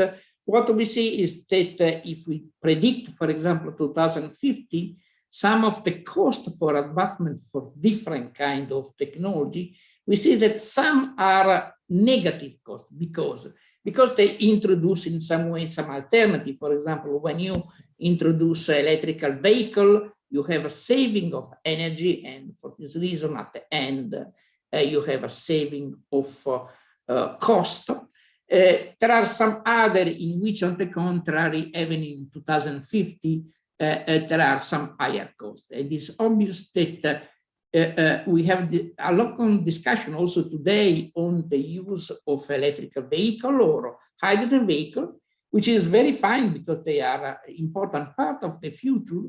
But what we need to dedicate attention is how we can really reduce the cost and so introduce better the technology for this other part, which is the part in which still we can predict that we will have higher costs. And this is important to go in this direction, which is the area which is called solar fuel. And we have different parts. We have some parts which are already available today, which are multi-steps, what we need. And we have seen also today that water electrolysis is one important component, but this will be not enough. If we like to address the challenges that we have for the future, we need to go to new generation of system that is called here full integrate or hybrid system, which are, for example, photoelectrocatalytic device, other system in which we reduce this and we improve the efficiency. And this was in some way introduced before. What we need is to combine all these elements to go from a linear model that we have today, in which we extract a fossil fuel and we emit carbon dioxide, to a model in which essentially we have a circular use of carbon through various technology. And here are just illustrated two electrocatalytic process and artificial leaves, but of course is much more complex the situation, but essentially in which we realize net zero emission because essentially we are circulating all the carbon that we are emitting. And this is a long term, and one of the elements that also before was introduced that to reach this, we need to think in terms of globally, and we need to transport, we need not only to use hydrogen on produce it on local scale, but we need, for example, to transport. And to transport hydrogen itself is not easy, and we need to convert this to some hydrogen vector or other vector. Here you see some elements. So the picture that we have is more complex, and we need to see globally, and that we can produce globally energy, but we can transport renewable energy through suitable energy vector. And this is the reason why you can put all together, and you see that we have a very big challenges, but we need to dedicate time to try to develop some of the key technology that we need, not only for today, but especially for tomorrow. So, and finally, of course, one component of this is all the possibility to recycle carbon dioxide. Electrochemistry is one of the technology to go in this direction, not the only one, but it's one of the key technology. And of course, in this way, we can just take carbon dioxide from emission and we can recirculate and so close the carbon cycle. And we have other elements like to have green ammonia production that we have seen also in this case. We need to develop a new technology in going in the direction in which we can have system like kind of artificial leaves, but in which respect to the natural leaf, we adapt the chemistry in order to make the fuel, in order to make ammonia, in order to make all the system that we need to transport. And in this way, for example, we have seen that this is meeting some two of the sustainable goal of United Nations, like clean energy and sustainable fertilizer. So this is the conclusion. We have an ongoing transition in energy and chemistry that will lead to a system change, and we need to understand, and we need to determine where are the technology, where are the critical elements to go in this direction. This is the limiting step that we have today. We need to invest, and we need to invest also in the future technology. Catalysis is one of these, but of course is one of the elements in a very complex picture. And we have today also some presentation of some of the other elements. But we need also to accelerate the progress. The kind of development that we have today is not enough to arrive to the target that we have. And for this reason, we need also to create some kind of community that work together in order to accelerate this process. Thank you. Thank you. I'm really sorry with the last speaker for them being so late. So I invite Professor Pillar to give his speech. Thank you so much, and excuse me again. Good evening to everyone, and good evening, Professor D'Assisti. Thank you very much for offering me this opportunity. And I am very happy to be with you and to share with you some ideas that have been developed according to my professional path. I just want to share a brief presentation of mine. That is this one. I hope you can see. Okay, works. Okay. Just put it in presentation mode. Yes, I try.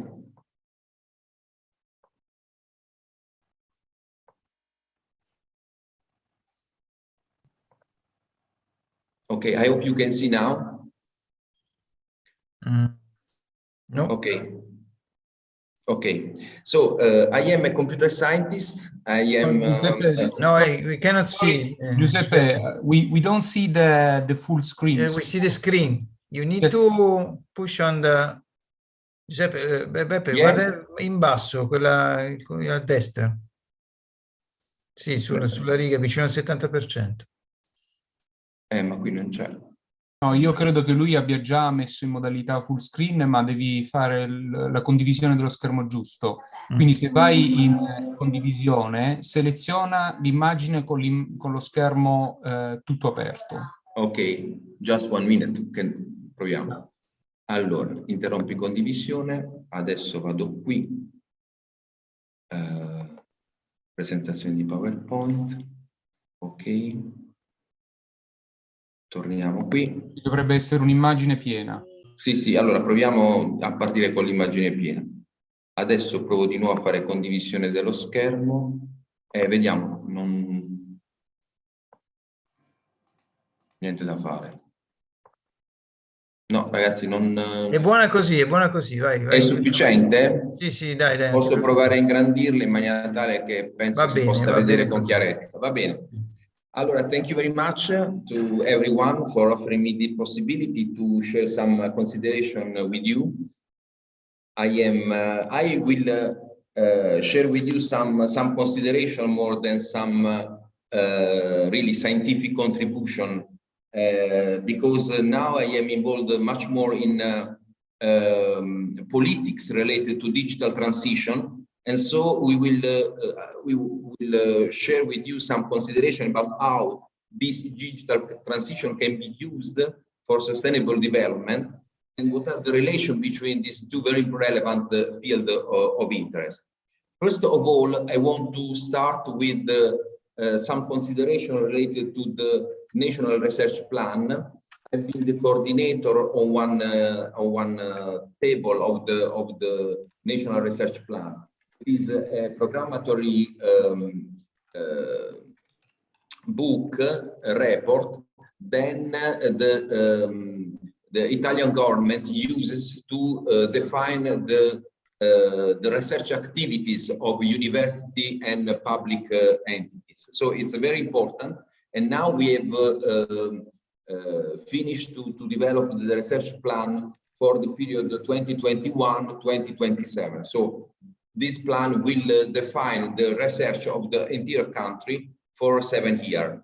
As you can see, the plan was divided into different pillars. The first of all concern e-health, then humanistic culture, creativity, social transformation, and so on, security, and then informatics, industry, and aerospace, climatic problem aspect, energy, and sustainable mobility. And the last pillar concerns sustainable technologies, agri-food, and so on. It's quite interesting that this definition gives us the opportunity to see some new concept, a new idea, and also the movement of some area of interest. For instance, for that concerning my themes of interest, it's quite interesting for me to observe that cybersecurity, that is generally considered as a topic of computer scientists, is now under the in the pillar of security for social systems. So cybersecurity is becoming a problem of the government, a problem of the nation, much more than a problem concerning computer scientists.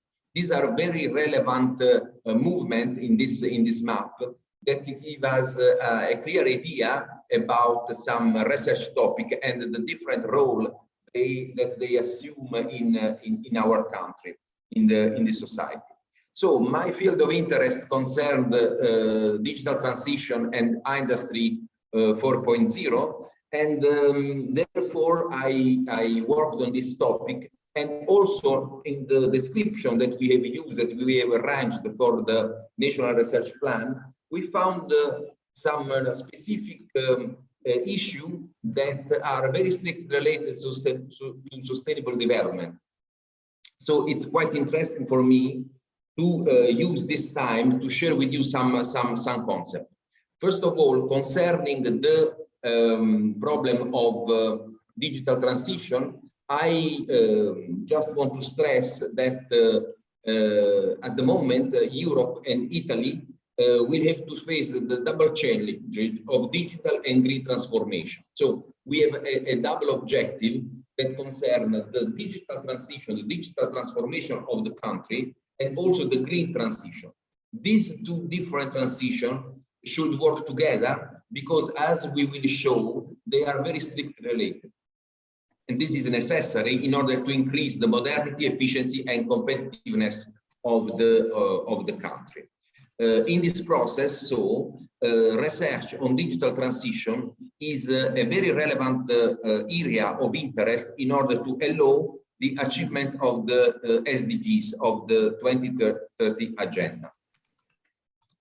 In general, when we discuss about the digital transition, some very relevant point concerns, first of all, the integration that we will see every day in our daily life of different areas of research: computer science, electronics, and telecommunication.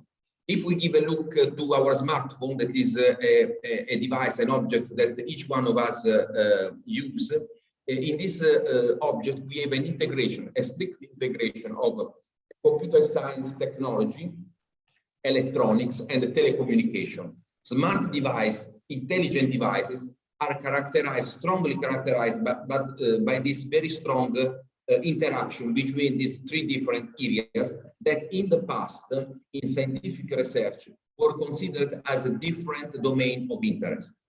Then we have strengthened the European research area, and we have to rationalize the landscape of available funding instruments. This is a very important step, because notwithstanding we are scientists and we are engineers and so on, we have to create a synergy between the funding rate, the funding opportunities, and the development of science, the development of technology, according also to new criteria for technology transfer. Then we have to relate the ICT area, that is the area in which I work, to all the areas of the National Research Plan. The ICT area is rightly considered now as a transversal area that is necessary to allow all the other areas to exist and to become more and more strong. For instance, without digital transition, we cannot really work on many areas of medicine, for instance, telemedicine, precision medicine, and so on. We cannot cannot work on agri-food, we cannot work on future mobility and so on. Then we have to ensure the digital sovereignty of our country, because now the capability of the digital system is so big that if we lost the possibility to use them in a proper use for our country, this can reduce our digital sovereignty and the sovereignty of the institution on our nation. In our documents, we declined the digital transition into three main steps, into three main domains. Human-centered systems, that are all the systems that are realized for the person, for the individuals. So all the technology that we can use in the next future for the single feature, the single person, and to enhance the quality of life of the single person, these are systems that will be developed under this area. Sustainable communities. Sustainable communities are the network of people that works in our city, that lives in our country, in our communities, in our territory. So we can ensure that these communities can use and must use the technology in order to be more and more resilient, more and more sustainable. Then we have another declination of digital transition that is directly devoted to the competitiveness of the country, of Italy. This is very important, and this, of course, involves all industry aspects.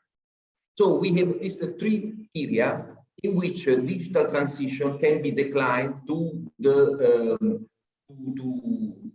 make it possible to achieve a value from the digital transition. Not only for fundamental research, but also to use digital transition to have some social, personal, and national impact. Of course, this is possible if we have a very strong technology asset, and this can be assured by heterogeneous device and system, so reinforcing research on heterogeneous device and system, and on networks of intelligent system. It is that are, of course, two fields much more related to specialists in computer science and engineering. Now, if we give a look in a more detailed form on a human-centered system, we can discover that many of these topics are strictly related to the SDGs. For instance, digital identities, social policies, welfare, public administration, justice, education, industrial processes. Just to give you a look, just to give you some examples of this area of interest. Then we have that educational technologies, the digital that is used to improve capability to perform very high education in a very fast way, in a very cheap way, and so to perform education in a way that is much more coherent with the need of our country, with the need of our industrial system. Then we have a technology to support the individual in the world of the work, and also for using cultural content and biomedical technologies. When we move from the personal sphere to the sustainable communities, for instance, we have the need to use the data for the communities. And the problem of data is very relevant, as we will see in a few minutes. So we have to use different data streams that in a community or in a smart city are produced by a very huge amount of different devices. And we have the necessity to integrate these different data to make them available to the community, especially in an open data format, and also to have the ability to use them in a proper way. Then we have, for this problem, we need new tools for using this data, to process this data. And in this sense, I want just to stress that the world of computer science is not perfectly ready in order to use this data. Every one of us knows terms like cloud computing and so on. They are really, they have been in a really way a very relevant revolution, no, in the computing world. But now this kind of approach shows some weaknesses because the amount of data becomes more and more bigger, and we are not sure that first we are able to use all this data, and second, it is necessary and useful to use all this data.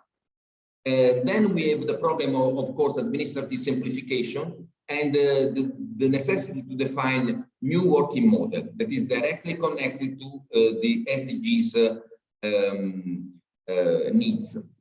Then we have, of course, many other objectives, like, for instance, the sustainable management through digital transition of energy resources, because it's quite obvious that without a digital system and without digital technologies, we will not be able to move toward a sustainable development of our country. Then we have also the digital transition that has to work with the country for country competitiveness. So we have to support the paradigm of Industry 4.0. We have to define new model for cloud manufacturing.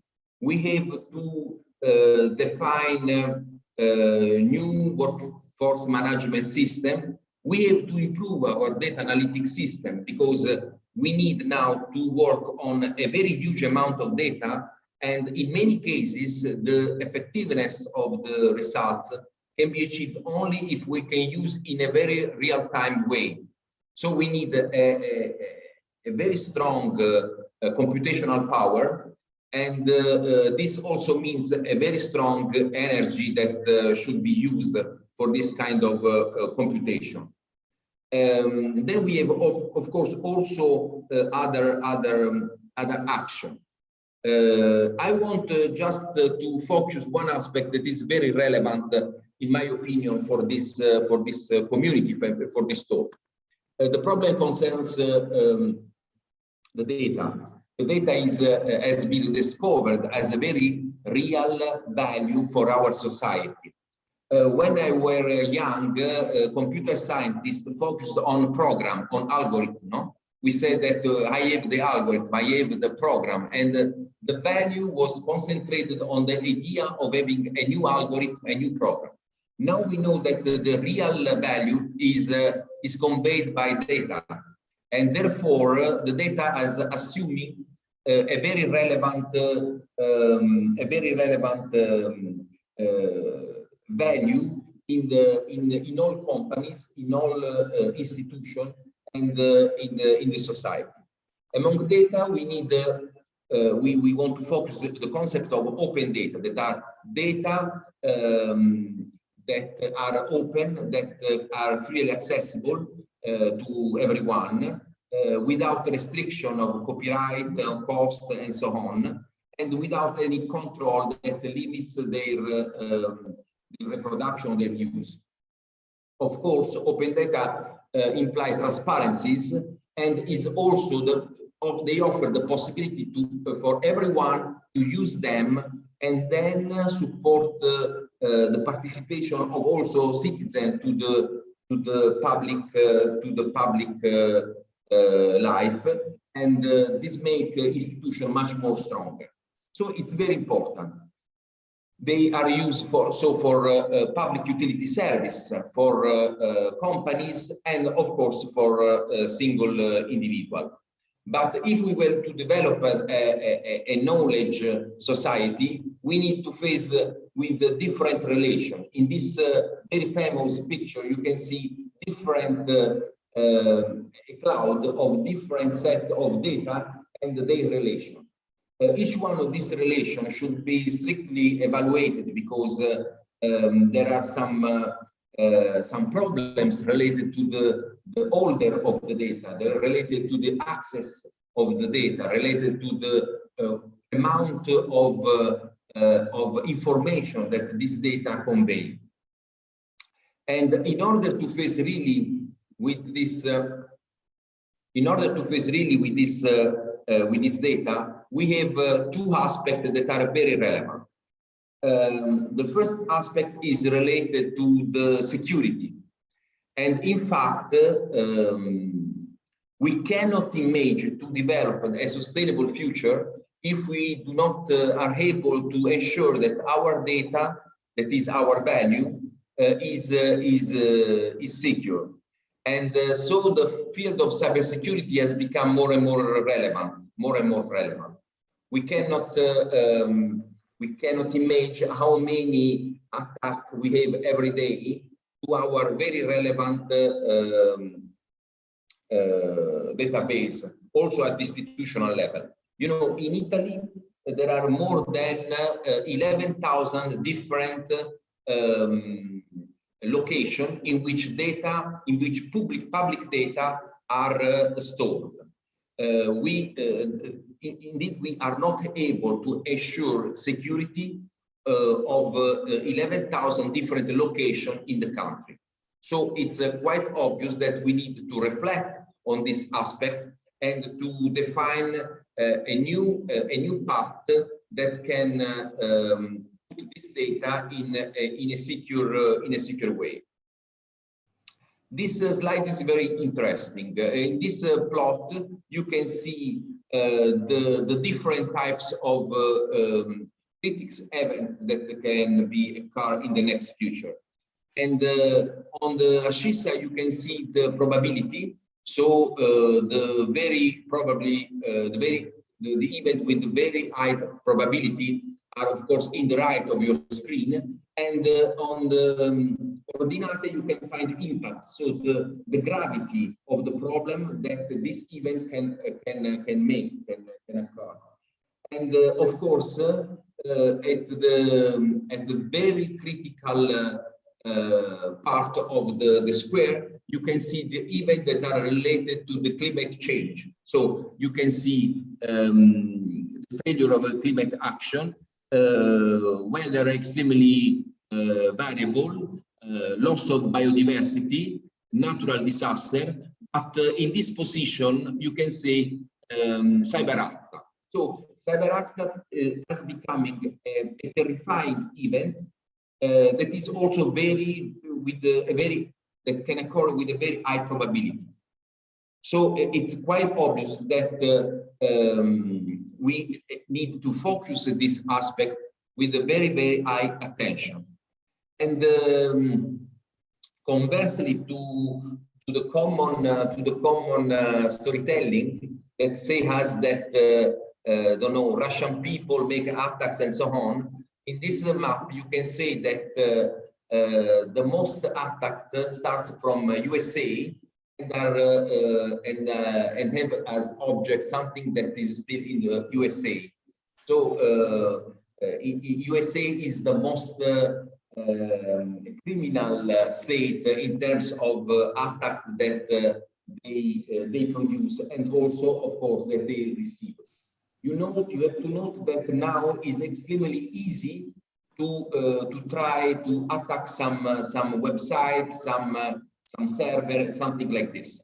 In the dark web, with less than $10, you can find a criminal as a service tool, and you can use this tool to attack something, some institution, some infrastructure, some ports, some hospitals, something like this. So this is a very important problem, and of course we need a very global strategy in order to face with this kind of worldwide problem.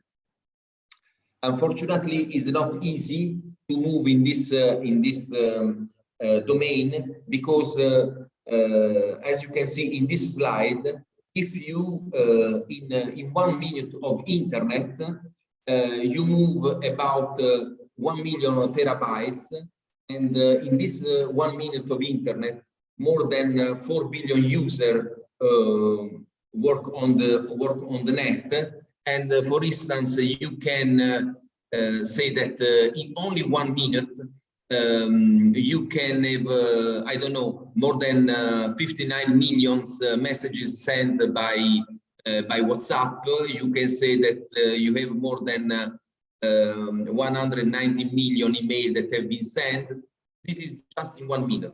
So the problem that we have is all these data are all necessary in order to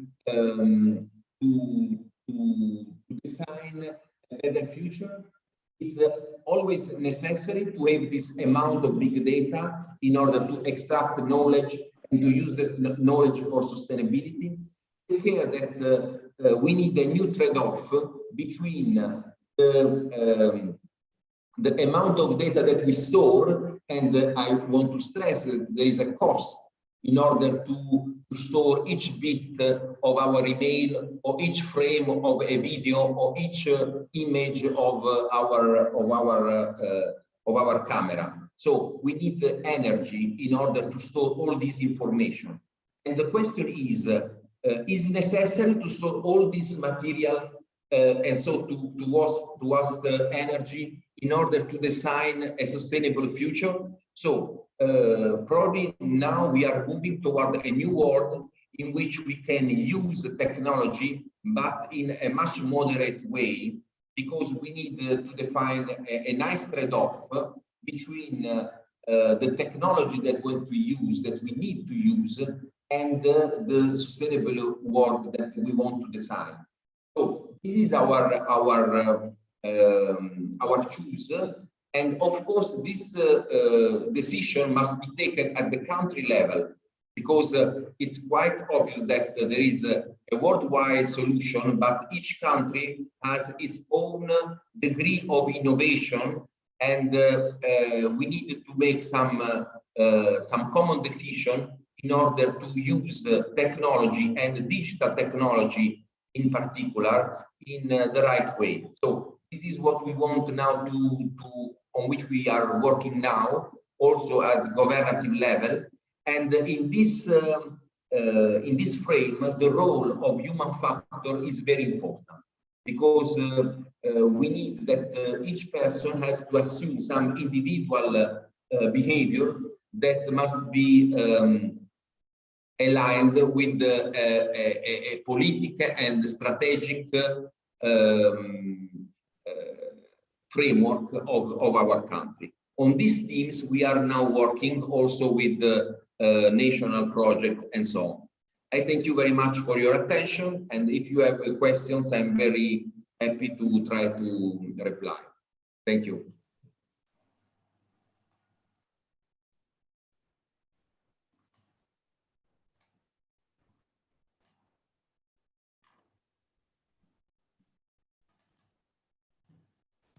Michele, you are mute. You need to unmute yourself, Michele. Thank you so much, Professor Pirlo. And now we are a little bit late, but there are a lot of questions rising in the chat. So just Mario, suggest me how to manage. Can we take a little bit minute just to handle some of the most important, then let the single question to be solved with the speaker, or should we in any case go through all the questions? Why don't we use just 5 minutes now to answer to some questions, and then given that the chat is recorded, I will send to you, Michele, and to Michelle, and you can try to identify who can answer to each of the questions in the chat. Perfect, perfect. Okay, I think it's better. First of all, I just will stress to the speakers to upload their own presentation, because I guess there is someone is not already on the drive, so it's very important for you. So if I give in order, Professor Pirlo is here, so I know if you have to leave, you can just reply to the last 2 questions on the chat, so we can reverse the order if you want. There is some consideration they put. May I try to reply? Yes, yes. If you read it, it's okay. Okay. The chat. Barbara Frigione, right? Barbara. Is Barbara here? Okay. Okay, If just you a want to put consideration. directly the question, is okay. Okay, thanks. Good afternoon, everybody, and thank you for this very informative presentation. So just a consideration, because during the last year, I worked a lot on the localization of Agenda 2030 indicators and looking for statistical data at province and urban level. I've noticed that one of the most important barriers is finding statistical data. Most of the time, they are just spread in many different official websites, but many times they are not open. And in my opinion, to define a strategy at local level, it is really important to have this data open. In fact, most of the time, also the municipality do not have this data for their territory, and they have to ask them to other agencies or other institutions. So I think that open data are really important, and most of all, maybe a unique platform in which we can all find this data. Thank you. This was just a consideration. I know that there is a problem of security. Also, the municipality of Brescia last year had problems with security. But is this possible? Is this it is possible to have a unique platform with so much data? Thank you very much. Thank you. Thank you. Thank you very much for a very important question. Yes, of course, from a technical point of view, it's it's possible and quite simple to have a unique platform for instance, for all PR in order to store the open data and so on. The problem of data, in my opinion, is this. First of all, we have to understand that sustainability is not free. It has a cost, and also municipality and companies and so on should decide, should accept to pay a cost in order to work and move towards sustainability. Many times they don't want to do this. They don't want to pay any cost, and the cost means the person who have to work on the open data and so on. So this is a very big problem, and that is general, of course. And the second problem related to data is this: data, when data are available, they allow to make some decision that descend from the data. And many times it's much more easy to not have data, because so decision can be taken under different consideration. So I think that there are these 2 points for which we do not have a common tool, a common framework for open data in Italy. There is no very strict project on a platform of open data. First of all, there are no budget specifically devoted to this, with some rules that are strictly that strictly defines the way in which this data should be realized by each municipality and public entities. And it's not very useful to have this data. It's dangerous in many cases. They are considered not positive. And this is a cultural problem. And indeed, many universities are working on this. Many universities in all Italy are working on this, because I think that if we work on the cultural aspect, we will also able to change this idea and to move toward a more useful and more honest use of data. Thank you so much.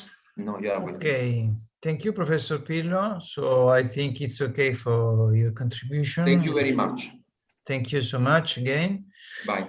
And I tried to summarize a question. Maybe we can just, I saw that some speaker already reply in the chat. And but it seems the hottest topics is essentially the energy communities, the first group. And I saw some answer from Norma and from Marco. And another group is for Professor Quartarone concerning the LCA of electric car, which is still a very hot topic by now, so sustainability. Understand if really electric cars are sustainable versus the standard combustion one. So I don't know if Eliana wants to add something on this, or if you got some references from LCA. Also, they put another question about sustainability of lithium extraction. And also they wish some topics or some suggestion for hydrogen technology from your side, of course. So if you wish to give some hints, I think we can summarize this way. Of course, if someone wants to intervene, it's okay to me.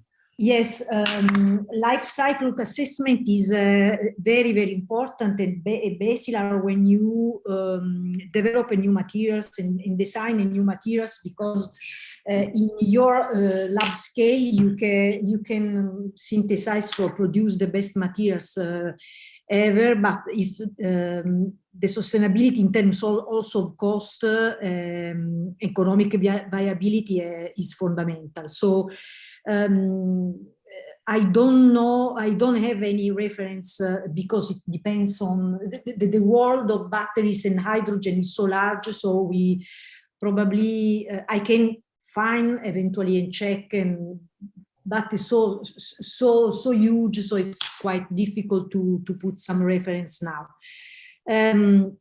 Regarding but in each project, for instance, funded by Horizon platform, LCA should be an important part of the project, of course, because you have to prove the sustainability and economic viability or the chemistry you are proposing. Regarding the lithium extraction, in terms of mining or in terms of batteries, because of course in terms of mining is another question. No, it's not a question of mining, but you should consider for the LCA, of course. Yes, of course, the recycling of batteries is a quite new topic. It's a very critical topic because up to now the batteries are recycled, but also only in order to recover cobalt, because it's the most valuable part now in the battery for ethical and also, of course, economic equation. Lithium is often sacrificed, but now take into account the reference of Battery Europe or other partnership in Battery Alliance, which are now defined, settled by the European Commission. Also, lithium is an important part to be an important critical raw materials to be recovered. Thinking on the independency from the third countries said before. Yes, there is some LCI study on it, not so rich of data at the moment. It's more complete for other metals, for instance, cobalt and nickel, not for lithium, because industry sector has not been interested until now in this kind of process. If I can add something. Sorry? If I can add something on this. Yes, of course. First of all, I will suggest to students to refer much more than LCA on LCI, because means looking at the consumption of material and energy. So in the inventory is much more sound than simply the impact assessment, because impact assessment goes through some things that are sometimes a little bit subjective, so they are not so strong from this point. To my point of view, it's much more better to refer to a physical balance. And so inventory, which is part of LCA, of course, is one of the important things. I studied the vanadium battery for a long time, and I know that this is very important. Eliana, of course, you will upload your presentation, which was really interesting. Really interesting. If you have some much more documents to give to the students, Yes. that will be really nice for us. I can prepare a sort of list of reference that they can get. Okay. Yeah. Uploading the. Okay, thank you so much. I tried to reply to the first question that was put by Saba El Shawa, that asked me how to assess the environmental impact. Can I tell you that this morning the session was long and this afternoon is long as well. I think the students are quite tired after these 3 long seminars. So my suggestion would be to just answer by written the questions. Okay. So if we can collect them and we can you know, we can provide to them these answers later on. I really, they need also to take a learning test. I don't want they arrive at dinner time with this. Okay, you have the feeling of the class, so it's okay. Yeah, I think they are quite tired. It was very, very demanding. Yeah, I saw. But anyway, I was going too close, so it's okay for me. So, okay, so thank you so much again. Thank you, Mario, for giving the room for sharing this session. And of course, I hope you all the best for your studies. And we are all available, of course, for all of you. Just write down a mail or however you wish to contact us, it will be fine for us. Okay, thank you so much and good day. Thank you. See you then on next Tuesday 11. So you have a big weekend to rest, digest, and then on Tuesday you will be fresh again. Okay. Thank you, Michele. Thank you to all of the speakers. Bye. Bye. Thank you. Thank you. Bye. Thank you. Thank you. Goodbye.